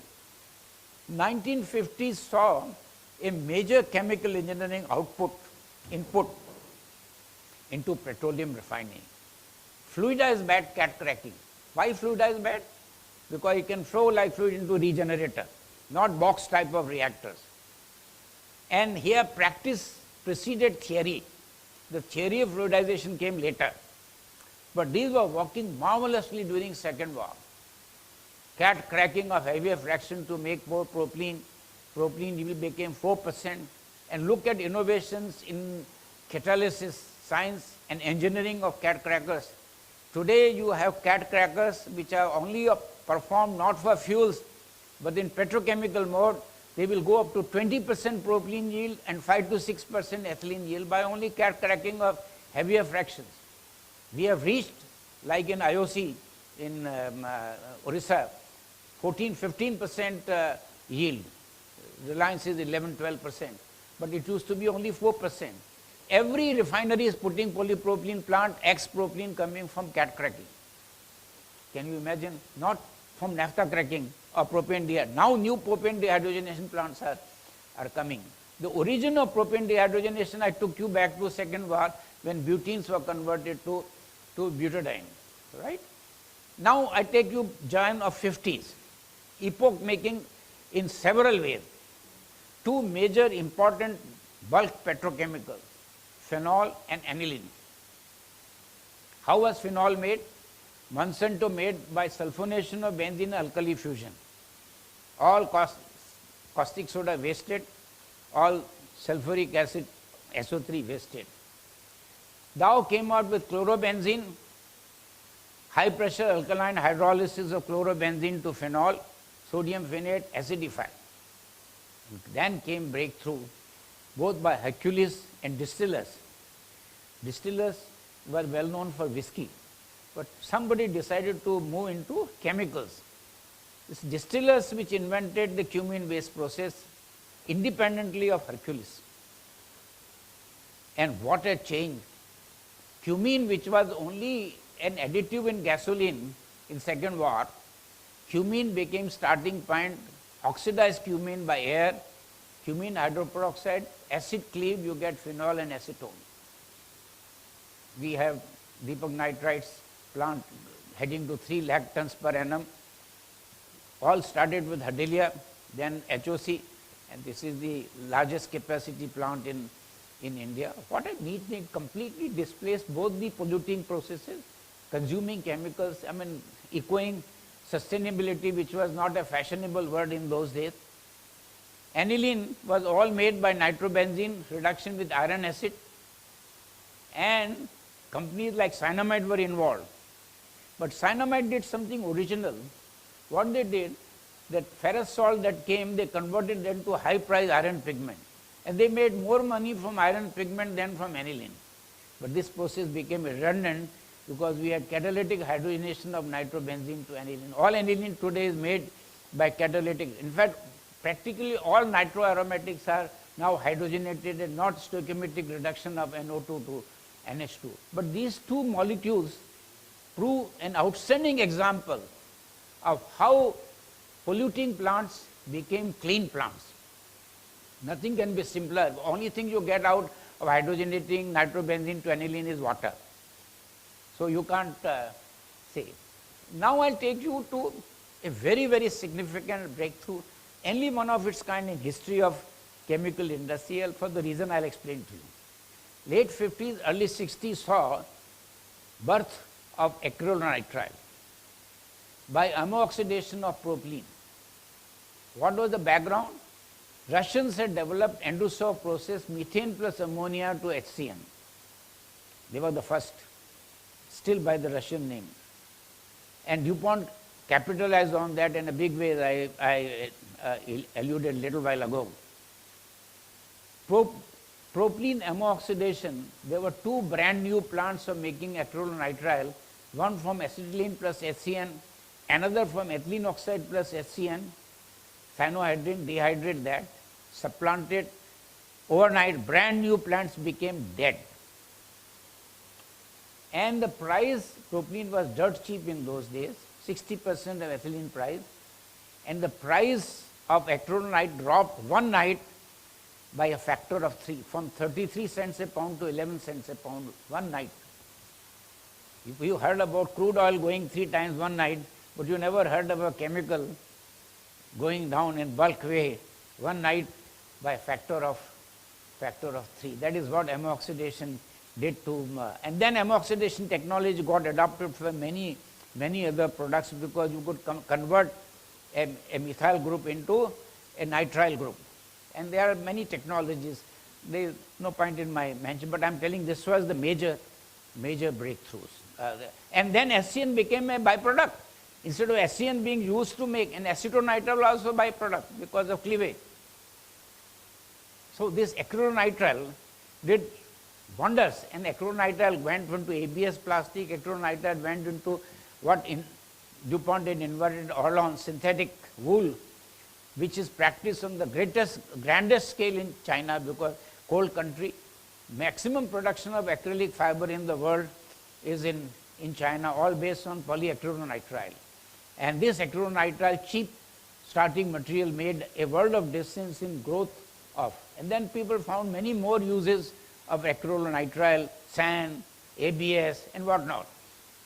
And I told you how acrylonitrile was converted to adiponitrile. That was yet another very innovative. Now I'll still jump. I'll jump some longer period to serve on time. What I've been, when I talked about polyester, I talked about nylon. How many people would remember that when polyester was invented, it was through DMT. I don't know whether even you would know this history, that ICI did paraxylene nitric acid oxidation to make terephthalic acid. And some nitro compound will come which will affect the quality of the fiber. Acetic acid medium base oxidation of paraxylene came later. But initial part was through DMT. All polyester fiber was made through DMT, and IPCL pioneered in India DMT route. And DMT route became extinct. Everything is now on pure. And the only molecule in the history of chemical industry where it starts with the name purified. Purified terephthalic acid. There is no other chemical which goes by that name. Just as ethylene glycol, fiber grade ethylene glycol is better than analytical reagent grade ethylene glycol. Terephthalic acid is like that. Imagine few million tons being produced at price like 60, 65 rupees a kilo or 70 rupees a kilo. How many million tons of terephthalic acid is produced? All by, and what a great innovation it was in Aramco. That you oxidize in acetic acid with cobalt. There are very elaborate theories of why cobalt manganese works in tandem in such a marvelous way. But you get some aldehyde. And the cost of converting that aldehyde into alcohol and separating that, it takes lot of capital and recurring cost. The next challenge, how you can make oxidation so neat, there is no aldehyde impurity in the oxidation product. But that is for, efforts are going on. I will now turn to what happened to alcohol and fermentation base. I told you in first war, fermentation was done to make butanol and acetone. Acetone was required for gun cotton. And Wiseman was the man who did that process in UK. You know who is this Wiseman? He was rewarded with the creation of Israel as the first president. Wiseman. Today we are reworking on that process, and biotransformation is going to go places beyond any imagination. I refer to 2,3-butylene glycol being made by fermentation. Today we are making 1,4-butylene glycol by fermentation, and we are ready to make 1,3-butylene glycol. How you can mutate, how you can change around microbes to do these kind of changes. We are going to make vanillin by fermentation. We are already making farnesene. We are already making itaconic acid, and everybody is stuck only with making alcohol, demolish the molecule, the fermentable sugar molecule, emit carbon dioxide. And government of Maharashtra said carbon dioxide use you must show in any new plant, but not with distilleries because they are holy cow. Everything, and kind of bragging the ministers are doing how much foreign exchange we are saving by blending alcohol. They are not talking about carbon dioxide emission. They are not talking about the fact that we have had surplus naphtha all along and will remain surplus. So you are really not saving any foreign exchange. I mean, it is bogus. I am saying on a public platform. I mean, just make statement and saying the alcohol was used in India. Alcohol was starting material to make acetic acid, ethylene, acetone, everything, butadiene, rubber was made through, ethyl benzene was made, all are stopped. A small, some tiny acetic acid is made just because some people are willing to give you a little higher price from renewable raw material. Chemical industry is going to see a big change through biotransformation. After Francis Arnold's Nobel Prize winning directed evolution, you are able to do asymmetric synthesis. Two well-known drugs, which I think everybody knows, Lipitor, atorvastatin, key intermediate, comes through biotechnology. If you take chemical route, cost is much higher. Sitagliptin for diabetes, the very important intermediate, optically active, comes to biotechnology route, and we are blank in India because we are not able to do this directed evolution, and we are suffering because you pay high price for these.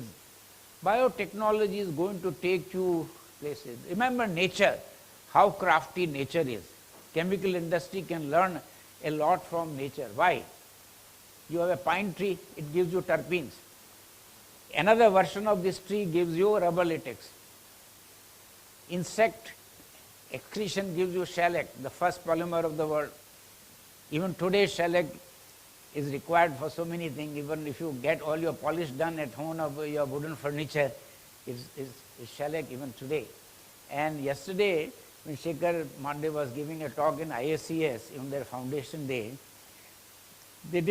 I didn't stay long enough to, but British established 2 research institutes in India because they were critically dependent upon lac. So Lac Research Institute in Numkum near Ranchi, and Forest Research Institute in Dehradun, because they were very fond of forest, and forest produce was very important. So what other breakthroughs came? I talked to you about biotransformation giving optically active molecules. But before I go, I want to talk about what was earlier major development, the phthalic anhydride, which was made from naphthalene. 2 carbon atoms were going to carbon dioxide. It got replaced completely by orthoxylene. Benzene-based malic anhydride had 2 carbon atoms going to carbon dioxide, 94 kilocalories per mole of carbon dioxide. Today we are able to do malic anhydride from N-butane. Won't you consider this as a fantastic marvel of chemistry and chemical engineering? that butane is converted to malic anhydride? What kind of innovation it is that butane goes to malic anhydride? Now, number of things during the process history of chemical industry, people have got Nobel Prizes.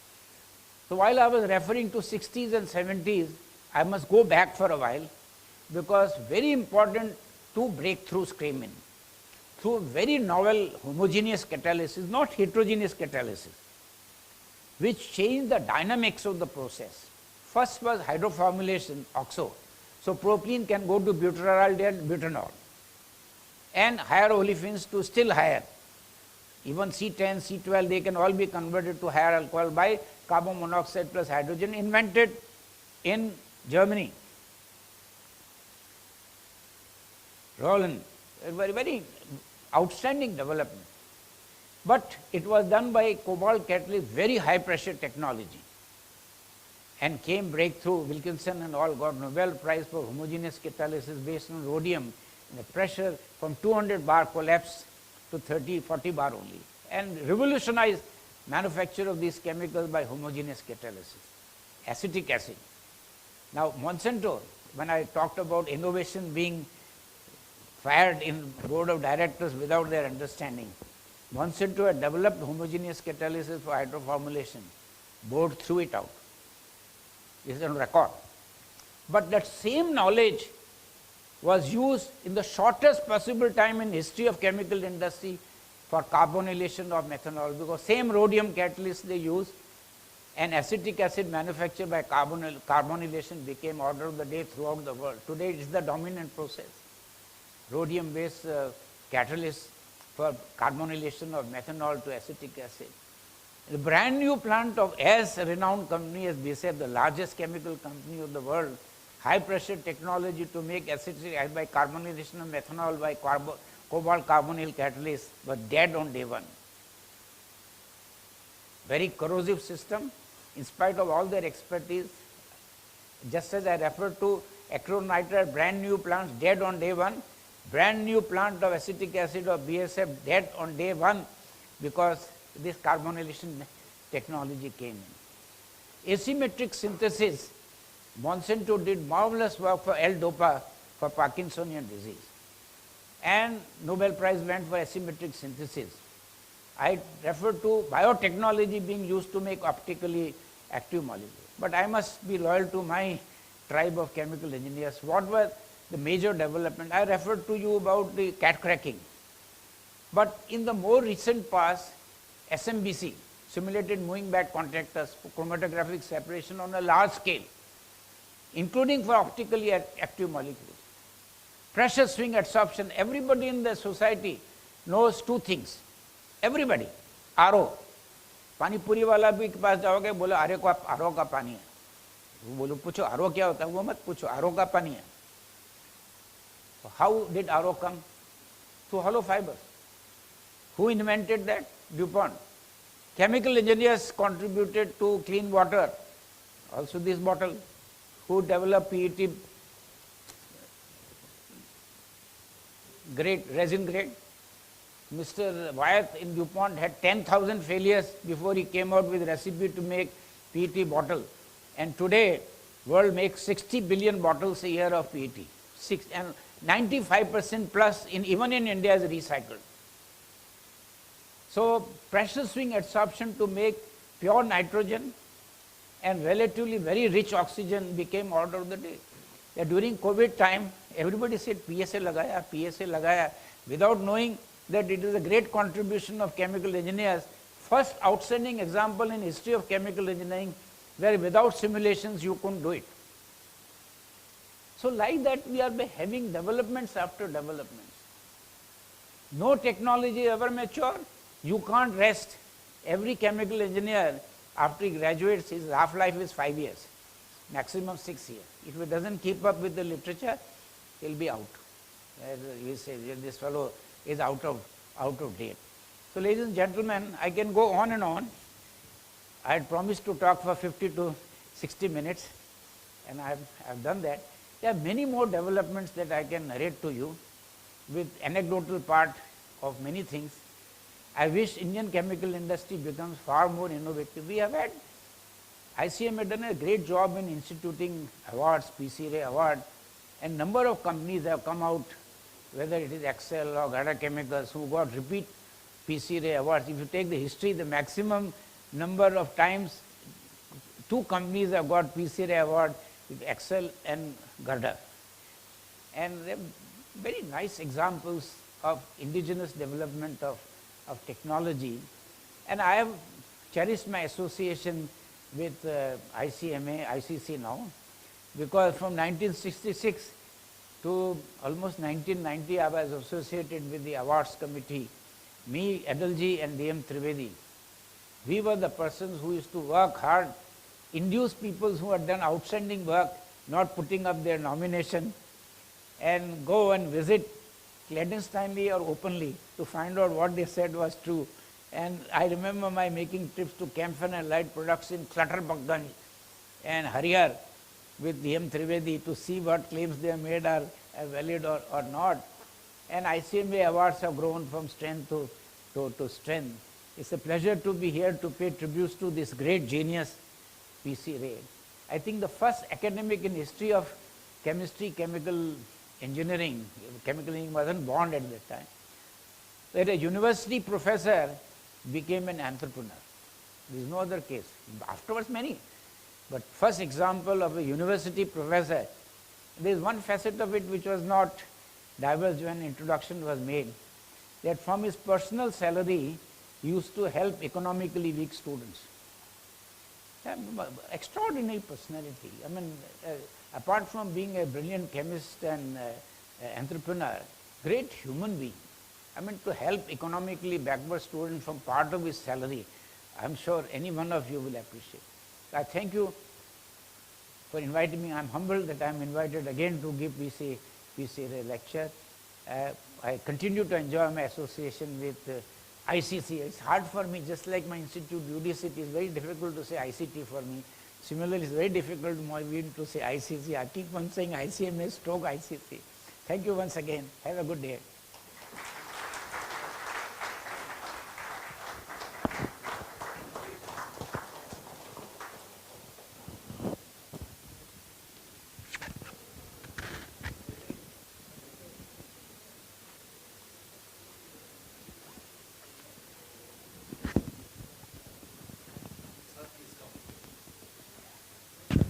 Can I request his other student, Khan Saab?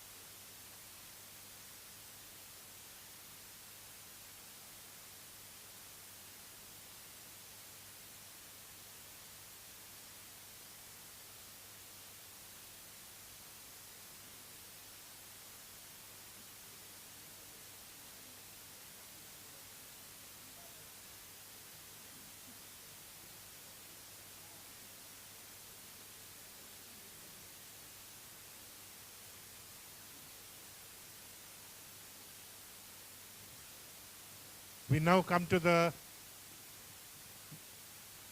next part of the lecture. Professor Shobik Bhattacharya.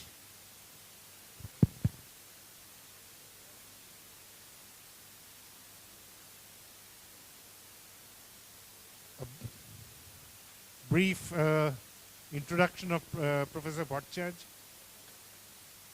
He is currently the group, the Senior Vice President of TCG Group. Earlier he was the Vice Chancellor of the BITS Group, which is my alumni of 5 campuses. Earlier stints with Vice Chancellor of Jadavpur University, which was his alma mater.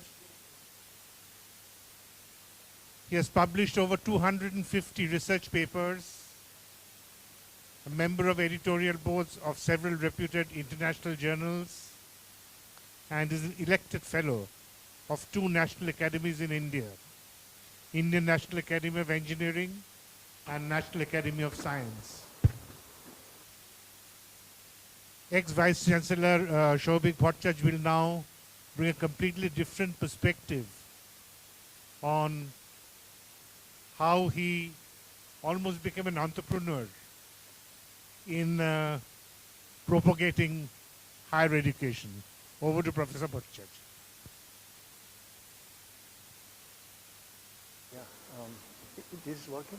No, this will, this, it's okay. Let me see if this works. I need the laptop to work.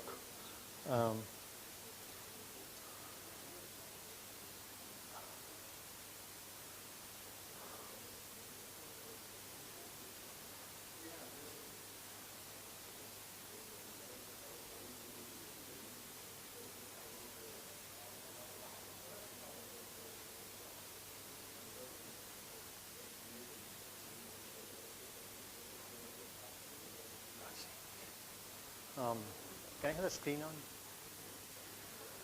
It's first of all, it's a extremely dwarfing feeling to be on stage after Professor M.M. Sharma. This is not done. You shouldn't have done this to me. I don't feel like talking because this is magical, what he did. And I don't want to mention how senior he is and what sort of experience and eminence he brings in. As a mechanical engineer, nothing to do with chemical engineering, back in Jadavpur University or even and more so in IIT Kharagpur, we used to hear about Professor Sharma all the time in various capacities, extraordinary, outstanding. You run out of adjectives. Anyway, I have to do this, so let me try my level best. Thank you so much ICC, thank you so much SNU for having me here. I'm going to talk about really not much of technology, but I think it's in some way it's a good homage. It's pretty apt that we are celebrating Acharya Prafulla Chandra.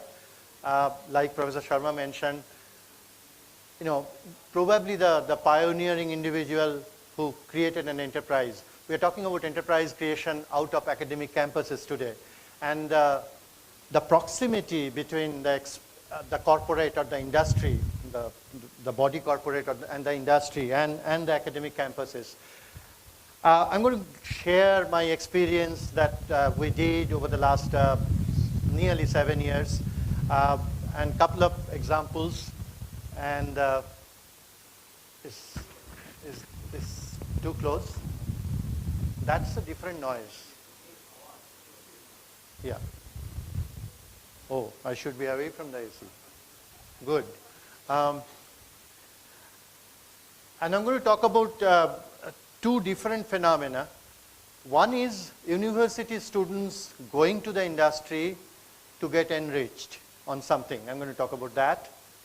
And the second one, I'll probably speak on the second one first, is that the university is going to the industry, university meaning the professor and the technology, the teaching learning process itself, is going to the industry to educate working professionals without them having to leave the job. These are extraordinary experiments, I would say almost unparalleled in its scale and content and intensity in this country. And I acknowledge the rich experience I had at BITS Pilani across all its campuses. So that experience is embodied here, but it's a generic presentation that I'm going to make here, right? So, you know, everybody talks about it. I'm not going to discuss this. This is a gap that we have. If you look at 2023, probably it has done better. This is India Skills Report, comes out annually by certain agencies. Names of the agencies are at the bottom.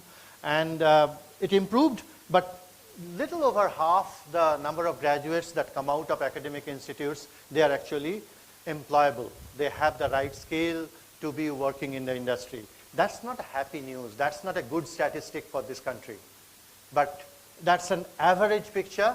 Of course, this is not the number for some of the good institutes, and some of the good institutes will be obviously lower than this even. But let's take the average national picture and try to see if we can improve upon it. So the two phenomena that I'm going to talk about, one of them actually works to improve that number. So the challenges are pretty obvious. We need to enhance the student employability, those who are coming out of, I'm restricting my comments to tech schools, engineering schools, undergraduate degrees, also postgraduate degrees, because my data is going to be on postgraduate internship and so on as well. We need to improve the graduate outcomes. That's the attached comment. And we are going to do the other one, upskilling opportunities, reskilling, upskilling opportunities for those who are working in the industry. And the key comment added to that is without them having to leave the job while the upskilling process is on. That's very important. Otherwise, it doesn't work. You will lose the clientele entirely almost. And this is obviously key priority for the nation, for the academic institutes, and for the industry as well. So the two novelties I'm going to talk about, acknowledging BITS Pilani's the two processes. So one, the university goes to the factory, educating the industry professionals, and the other one, it's called, so this is called Work Integrated Learning Program, and you borrowing the names BITS Pilani has, and the other one is what is known in corridors of BITS Pilani as practice school, where the students, typically final year students in the second phase of this particular process, they go to the industry in a very different way. This is not practiced in its form, this identical form, anywhere in the country as far as I know. The IITs, unfortunately, haven't paid attention to this, and this is that way very, very unique, and it covers postgraduate students entirely.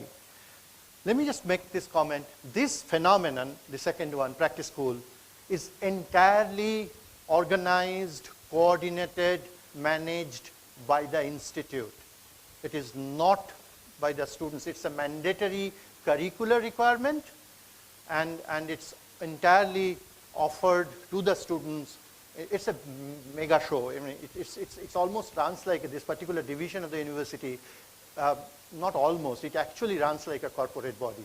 It's done professionally. The scale of it is so large that you can't do it in a casual manner. So the first one is the university goes to the factory. That's my way of describing it.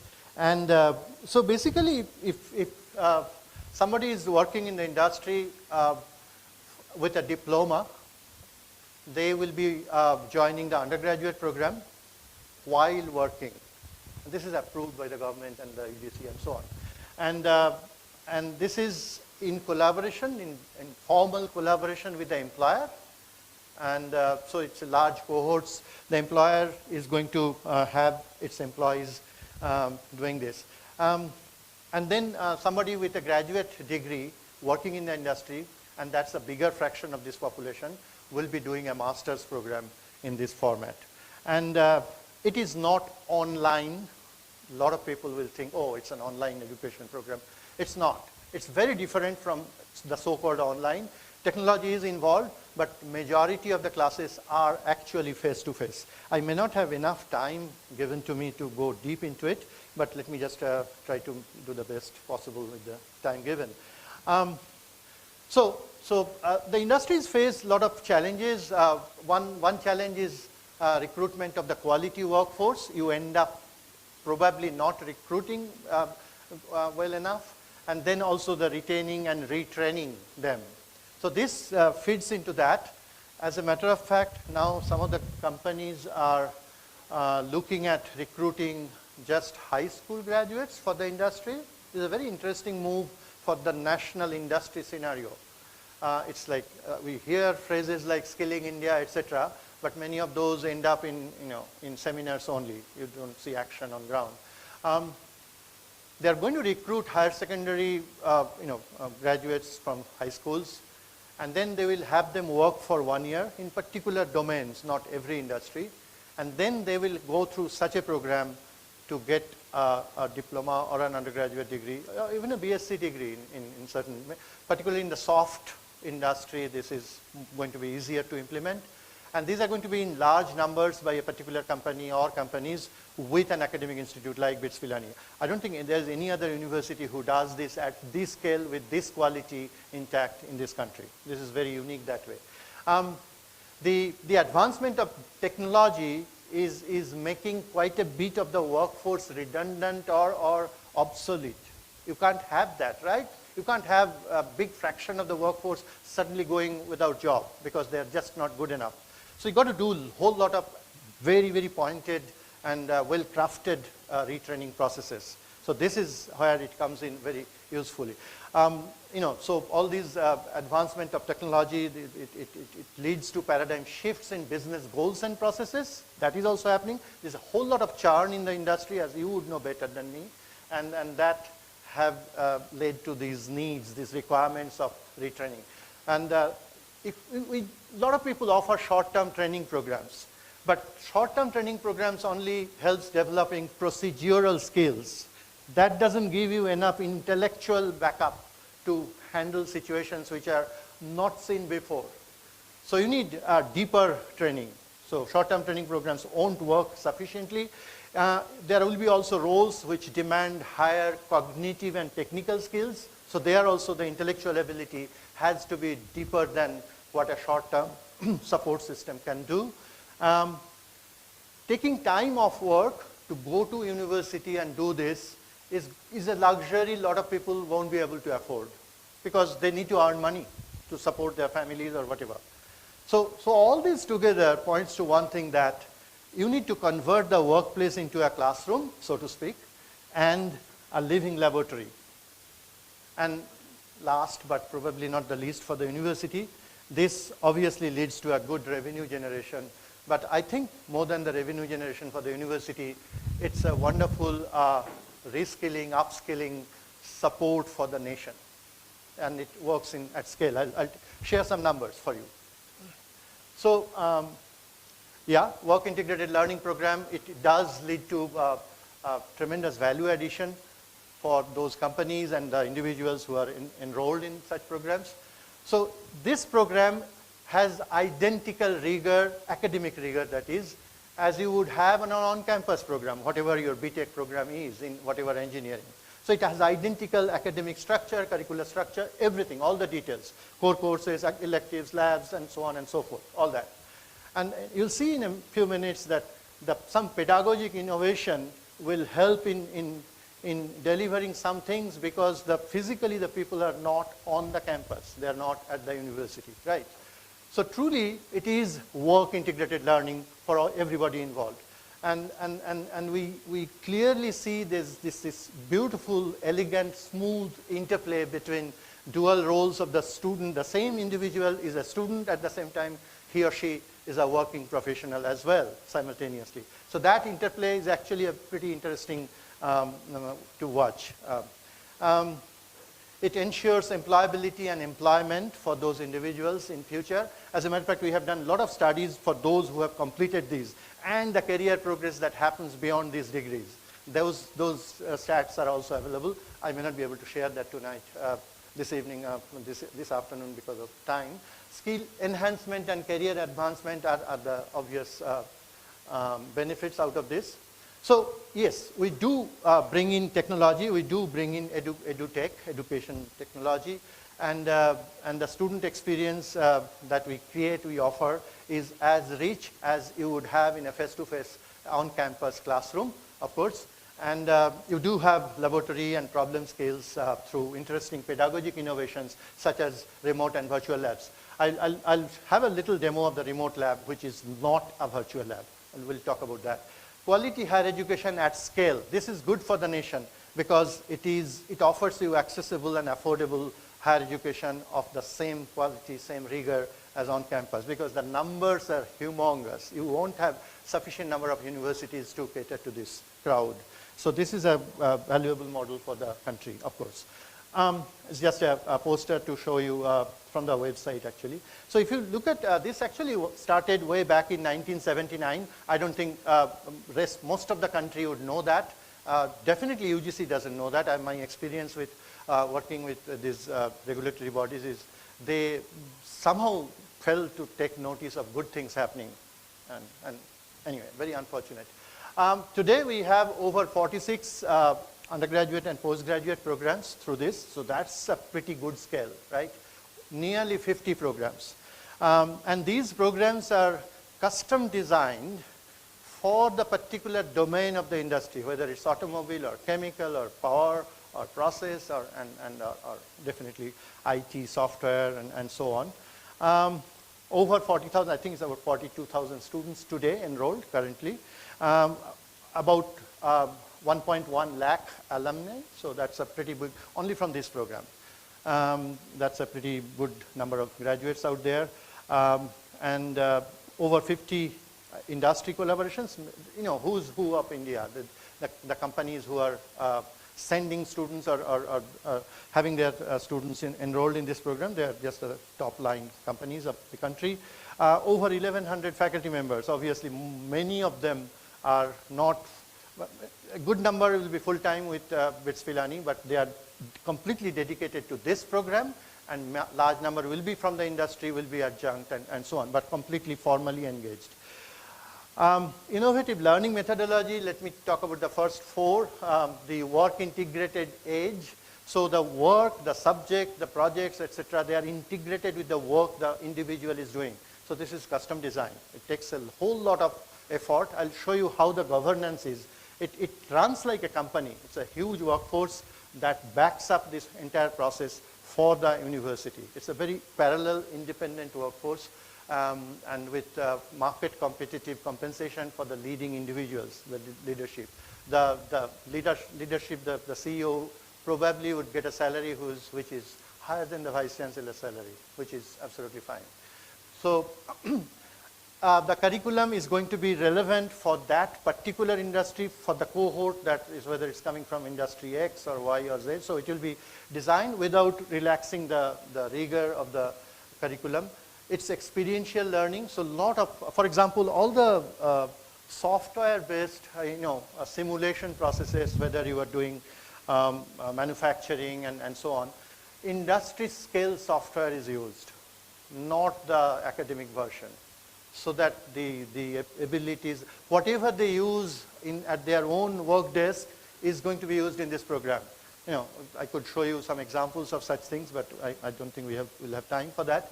So that's one particular thing that is different from the on-campus program. In on-campus programs, we usually use simulation codes which are academic versions, which are not really industry scale. Here, without exception, industry scale experience is offered always. Virtual and remote lab, I'll show you a little bit on the remote lab part. There are a whole lot of, this is a business school influence maybe, there are a whole lot of case studies and assignments. There is dissertation and project work. What I'm trying to say is this way of education brings in all the good elements of a formal degree program, which is available to any leading good school for an academic program, whether it's BTech or MTech. Of course, you have a repository, you can do anytime digital learning. It's a whole lot of technology, a whole lot of resources is offered. The students can access any lecture, any content, any reference material anytime. And continuous assessment and so on. So all that. Okay, the organization, it takes a whole lot of new thinking. A typical academic department and the professor and the dean and the vice chancellor won't work. So this is a professional team, full-time professionals, along with the academic team.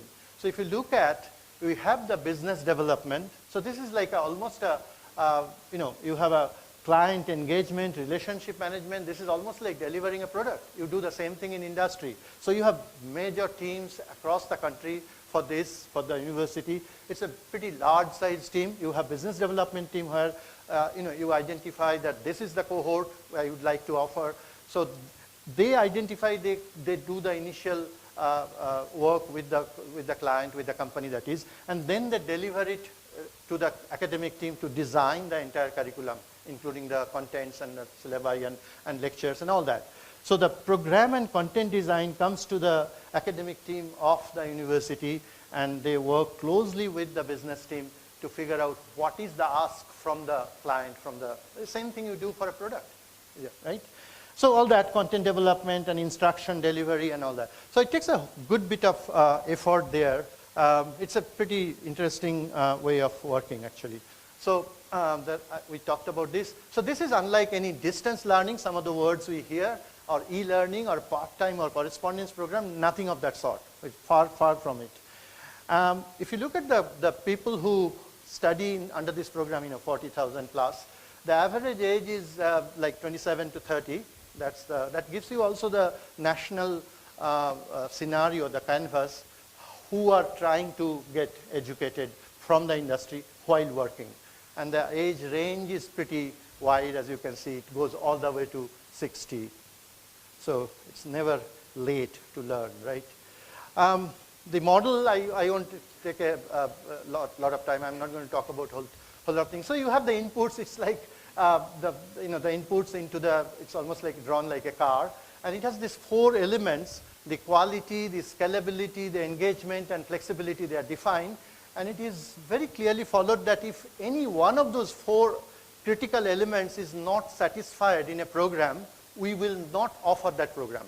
That's the principled stand the university takes. That means it will not have the same impact, it will not have the same enrichment of the students and so on. It's not just about selling a course and making money. So a process or a pedagogy that doesn't meet any of these 4 attributes is not going to be adopted and offered to the industry. All that. And it follows all the basics, like you have the application of maths and science and so on. Okay, so virtual lab is a very large number. Some of the, this is just an example. There are a large number of such commercial codes. So a lot of investment. You have to buy licenses of these. And these are all industry scale things. Maybe I'll just have a quick, if it works. It worked in the morning. Hopefully it will work now. And I think it works, yeah. Can you hear the audio? It was working in the morning. I think whatever we did there has killed it now. Anyway, it will. So these are the sort of simulation, design, problem solving, and so on for engineering. Such as thermal, design, Thank you so much. materials, manufacturing, circuits, and operations. The structured lab exercises are packaged as simulation capsules that guide the students through a sequence of practice problems of increasing complexity, eventually to build the competency to solve an industry-scale problem. The lab is open 24/7, 365 days with live support. Students required to perform experiments as part of their coursework can select their suitable time, schedule the session, book a slot and perform the experiments over by the internet accessing the lab from any and get geographical going. location if they only have a basic internet connection. On completion of the experiment, they can download the results, analyze and submit the report in the learning management system for evaluation. The virtual lab is one more attempt by the Work Integrated Learning Programs Division of BITS Pilani to build the creative problem-solving skills of its students. Okay, and then the remote lab. This is actually a very novel innovation, I would say, pedagogic innovation of BITS Pilani, which I haven't seen anywhere. We are not talking about virtual laboratory at all. We're talking about a physical laboratory, a normal laboratory that all of you would have walked into and operated. It's just that this lab is unmanned. It's a real physical laboratory with water flowing, with valves turning, with things moving, rotating, etc. It's unmanned, and nobody is in the lab. The student is not there. The instructor is not there. The student operates it from wherever he or she is. They book a slot. I'll have a small demo. And you have a very large number of experiments on this. This is expensive to create this facility. It works on IoT, of course, a whole lot of software and a whole lot of actuators and stepper motors which are driven over the internet and so on. Great learning, multi video feed available to the student, along with the student at home or wherever he or she is actually operating the valves and the things and switching off, increasing speed, controlling things, etc. The student physically is not there because it's not possible for the student to be there. Other than that, everything else is achieved. It's far superior as a learning experience compared to a virtual lab, which is quite promoted quite widely. But this is not virtual laboratory. This is remote laboratory, courtesy BITS Pilani. So let me try if it works. This is a sample fluid mechanics and machines remote lab.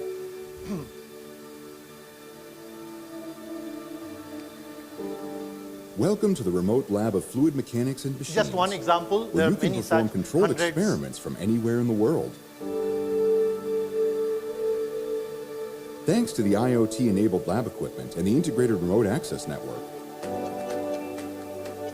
the lab has 5 equipment setups: the heat transfer test ring, radial compressor, axial fan, piston pump, and Pelton turbine, with which you can perform over 50 experiments. The lab is open 24/7, 365 days a year. Students student required to logs perform in, experiments as part of their books a coursework slot. can select their suitable time, schedule the session, and perform the experiments by accessing the equipment remotely. Chooses the experiment he or she Students wants to can do. control the machines using the And equipment this is what the console student is while able to watching do. them through multiple cameras installed around the lab. So They this is can what the pan, student sees tilt, on the or screen. zoom to have a better view of the machines. Detailed step-by-step instructions allow the students to perform the experiments. On completion of the experiment, they can download the results, analyze and submit the report in the learning So management you can system set for the evaluation. parameters and do all kinds of things, take Fluid data. Mechanics and Machines Remote Lab is another effort by the Work Integrated Learning Programs Division of BITS Pilani to bring the campus learning experience to working professionals, complementing their work-life learning balance. Right. We also do all kinds of monitoring, etc. Just an example screen for a program on manufacturing technology. So you look at, Abbott USA, they have these A2K learning outcomes and industry needs and all that. So you see what are the outcomes that are possible out of this particular program. We also take feedback from those who have gone through the course in a very objective manner, and we see how much of that is achieved. We also track the career progress of all the industry. Remember, all of them are working in the industry. So we see whether this particular skilling, upskilling or reskilling, whatever it is going to have any impact on their career, whether they are going to get, they're moving up, they're able to deliver more to the client industry and so on. And those are all positive things that are monitored, and accordingly the course curriculum is actually attenuated and modified. So the next experiment, the next novelty, practice school, undergraduate students. So this is done in 2 phases. Phase 1, at least one BITSian is here, and maybe there are more, I wouldn't know. So it's first phase is like what happens in most of the institutes. Typically in like in IIT Kharagpur, it will be a 10-week internship between 3rd and 4th year during the summer. But BITS Pilani does it very differently. So it is in 2 phases. The first phase is for 2 months, that's about 8 weeks. And the second phase is what makes it very strikingly different. It's called practice school in BITS Pilani PS2, practice school phase 2. And that happens in the final year of the 4-year program, also in the dual degree program. And in the first semester, 1/2 of the cohort will go away for practice school, and in the second semester, the other cohort goes, and so on. So it's a very unique way, and again, it's a very large-scale operation because each phase of PS1 or PS2 is 3,000 plus students, and the university organizes this comprehensively, end-to-end. The student doesn't have to do anything.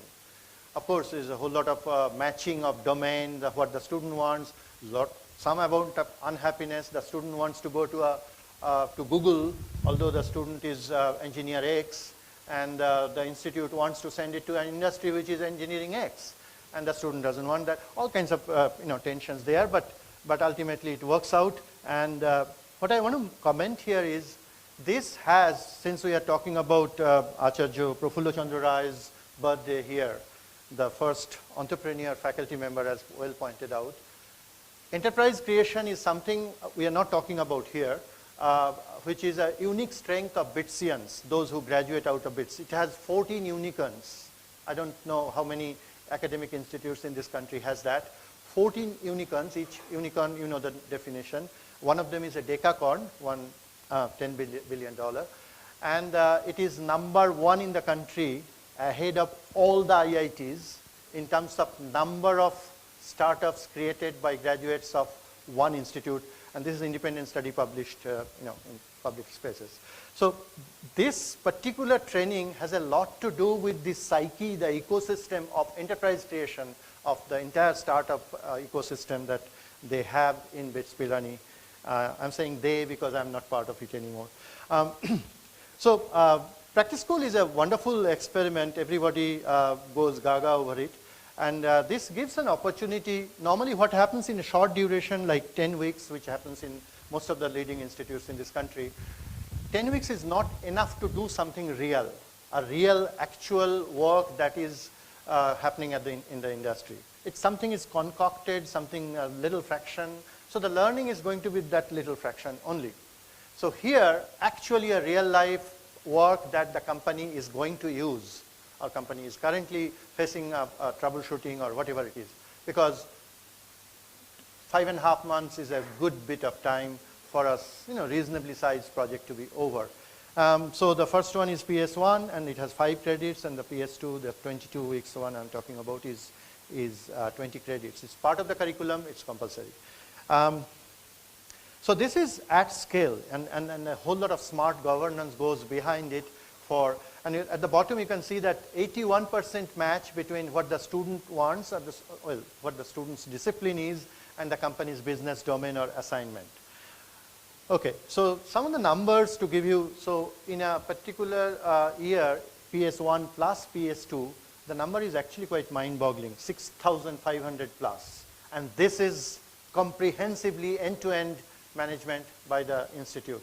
That requires a unique, independent workforce to deliver this. It is done well, very well. Number of places they go to, PS practice school stations we call it.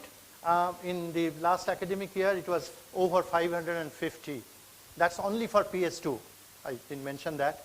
550 locations. So you can imagine the scale at which it's operating. It's not going to be easy to replicate. This is very interesting. The total stipend paid in academic year 23 in practice school 2 to the students by the companies, 115 crore rupees. That gives you a feel of the value the students bring to and the companies return the favor. It's actually higher than some of the internship numbers, higher than the salaries that placement officers quote from most of the engineering schools. So 55,564 is the monthly average stipend. That's the average. Of course, there will be some which are like a couple of lakh per month and so on. And that's only during this internship. We're not talking about a job here. And what happens in the companies, they get to see the student for a longer time in action, trying to solve a problem. They are able to assess the individual much better than what you could do in a placement interview. And the companies end up offering a job to the individual without doing any interview whatsoever. And that's called pre-placement offer. It is said today that the future of engineering jobs out of campuses is going to be through PPOs, pre-placement offers, 100%. The process of interview will go away. Internship is going to hold center stage, and PPO is going to be the primary vehicle by which or through which engineers will get jobs from the companies. So this is 1475 for the previous year. And this is by far the highest in the country. When I say by far, it's more than double. I think the next number is IIT Kharagpur, less than 2.5 times. This is outstanding. I don't know how many people in the government, in UGC, they have perceived this, that such a wonderful thing is happening, and let us replicate this model. Let us learn from the best practices that's offered by this institute. This is implemented. This is not theory. And it's 40% of the batch. You can fathom the scale at which the success is. It's roaring success, I would say. And quality. I'm not just talking about any job. If you look at the list of companies, it's the who's who of Indian corporate world. Sample feedback. Every student, in a very structured way, after they complete the PS, they give you feedback. And here's an example. Don't read the entire screen. And they give you a summary of what they did, etc. This particular one from one student, I just quoting it without mentioning the names, etc. And the tools used for this particular job, this particular student happens to be a boy, a male person, went to a strategic role in a company for a leading. And the objectives, the learning outcomes, there was no paper or patent out of it. And the last bit, the brief on working environment and expectations from the company. So I want to read this last line that you see on the screen now. You get to work at the same scope as an employee. That's the value, that's the importance that's shown to the intern, just like an employee, nothing less. Directly correspond with stakeholders. They're given the same charge as an employee, and freedom. So this guy was working with at the founder's office, the leadership office. So obviously was facing top level clients and all that. And the freedom to run your own exercises. And lot of ownership is up for grabs, and but expectations also run equivalently high. So, and what are the courses that they took at the university are relevant for this job, etc. But what it means is this sort of feedbacks is collected without fail, everybody, in a very organized manner, and then they are absorbed to redesign certain steps in the whole process. So, these last words, these two programs, Work Integrated Learning Program for industry professionals and Practice School for the university kids, together and in tandem, we believe they offer the ideal ground for evidence-informed practice in terms of industry engagement from an academic institute, from a campus. For the student practice school, as we saw, it offers the opportunity to participate in putting formal education to practice. So typically they would have completed 6 semesters, a lot of coursework has gone in, and then can they put that in practice in solving a real life problem in a real industrial scenario. In WILP, for the industry professionals, the exposure of these working professionals to the latest findings of research and academic research, that it provides them an opportunity to integrate these findings into their work. And so they come back to school while they are physically here. There are a lot of details I skipped, and how is it possible that we are able to offer this education at the location of the industry, where the working professional is or are. So, and that's it. Thank you so much. I don't know, I don't think we have time, but are you allowing questions? I'll be happy to answer.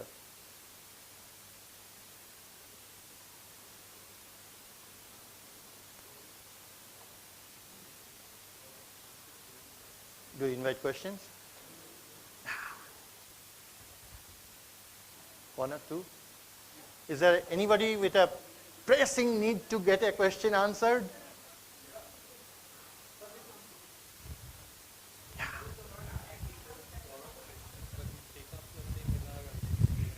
Okay, done. Thank you. Thank you so much. Yeah. Okay. Over here? Thank you. All right.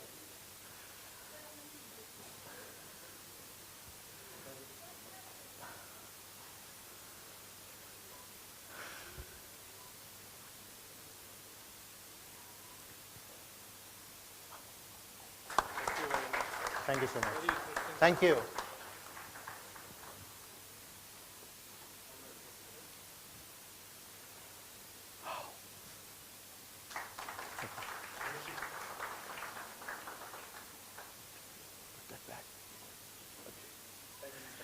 Thank you, Devashi. So these two gentlemen, Chandana and Devashi, they did the damage. They went to my office and dragged me over here. But I'm happy they did. Thank you so much. And as we come to the end of this program,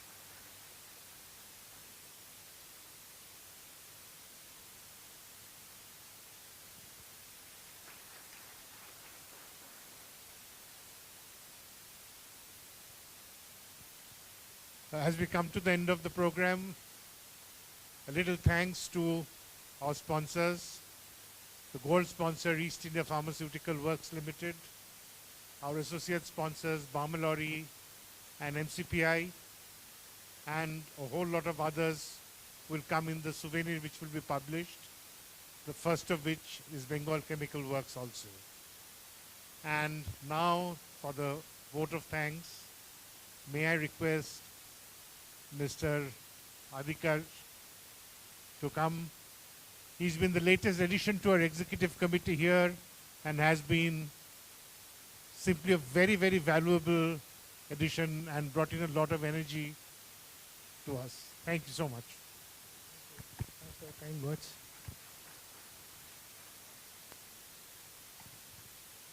Good afternoon, distinguished guests, students, ladies and gentlemen. It is said, the reflections on a day well spent furnish us with more joy and pleasure than thousands of victories. And now, while reflecting on the happening during the day with a lot of joy, I can rightly say that today the 21st Acharya Prafulla Chandra Memorial Lecture was so well organized that it would be highly memorable for all present here. Kudos and hearty congratulations to the Indian Chemical Council, Sister Nivedita University, and every member of the organizing committee. It is not easy to conduct such events, and I think the organizing committee deserving a big round of applause, please.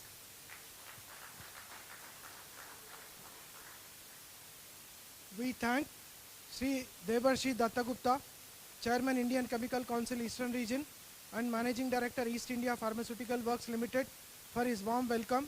He set the tone of the event wonderfully, and his insights on Acharya Prafulla Chandra and the role of ICCER's objective of conducting this event was very well articulated. On behalf of all, I thank Sri D. Sotiselvam, Director General Indian Chemical Council, for his wonderful presentation, ICC's commendable journey of over 8 decades and the significant role it is playing for the formation of policies and standards towards the development of chemicals and petrochemical industries is noteworthy. ICC's role in propagating responsible care and the Nicer Globe initiatives are also laudable. Thank you, sir, once again. Our gratitude to Sri Bimal L. Gokuldas, President Indian Chemical Council and Managing Director and CEO DMCC Specialty Chemicals Limited. His talk on Acharya threw light on various aspects that we can emulate. All of us should continuously work towards fostering indigenous research, nurture talent and kindle the entrepreneurial spirit in us. I thank Sri Satyam Rai Chaudhary, Chancellor, Sister Nivedita University, who was not here, but then he has extended his help, and Professor Dr. Dhrubajyoti Chattopadhyay, Vice Chancellor. Thanks to Sister Nivedita University for being the hospitality and knowledge partner. We are all aware that SNU is driven by research and innovation, and as diverse programs, it actively drives outreach programs that include skill development, technology-based innovation, and entrepreneurship development, and is well known for its industry collaboration. Thank you again to you, sirs, and the best wishes to SNU. And now I take the opportunity to thank two stalwarts, Professor Manmohan Sharma, Emeritus Professor of Eminence, Institute of Chemical Technology, Mumbai Deemed University, for his lecture on milestones in chemical industry, and Professor Sauvik Bhattacharya, Senior Vice President, TCG Center for Research and Education in Science and Technology, CREST, Calcutta for his lecture on corporate engagement in higher education, industry immersion for students, education for working professionals. Both their sessions were deeply insightful and there were many takeaways. I am sure just listening to them was great learning. I thank all who have been involved with this event. I head Bamalari and Company Limited as Chairman and Managing Director and feel very proud to say that it is the spirit of entrepreneurship that led to the formation of our company and is keeping us relevant even today after 156 years. I would like to end by paying homage to Acharya P.C. Ray. I personally admire his quest and love for learning and never miss an opportunity to narrate it to my children and the youth in Bamalari. Let us keep the thirst and hunger for learning always burning in us. My best wishes to all of you. Thank you.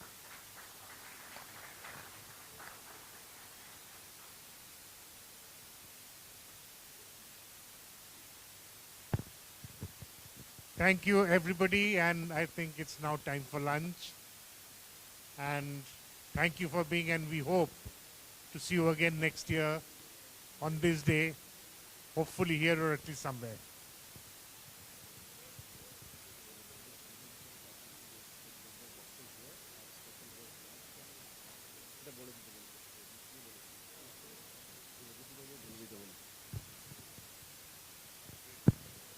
Just an announcement, students and faculties, you will have refreshments in this floor and the special guests would be downstairs.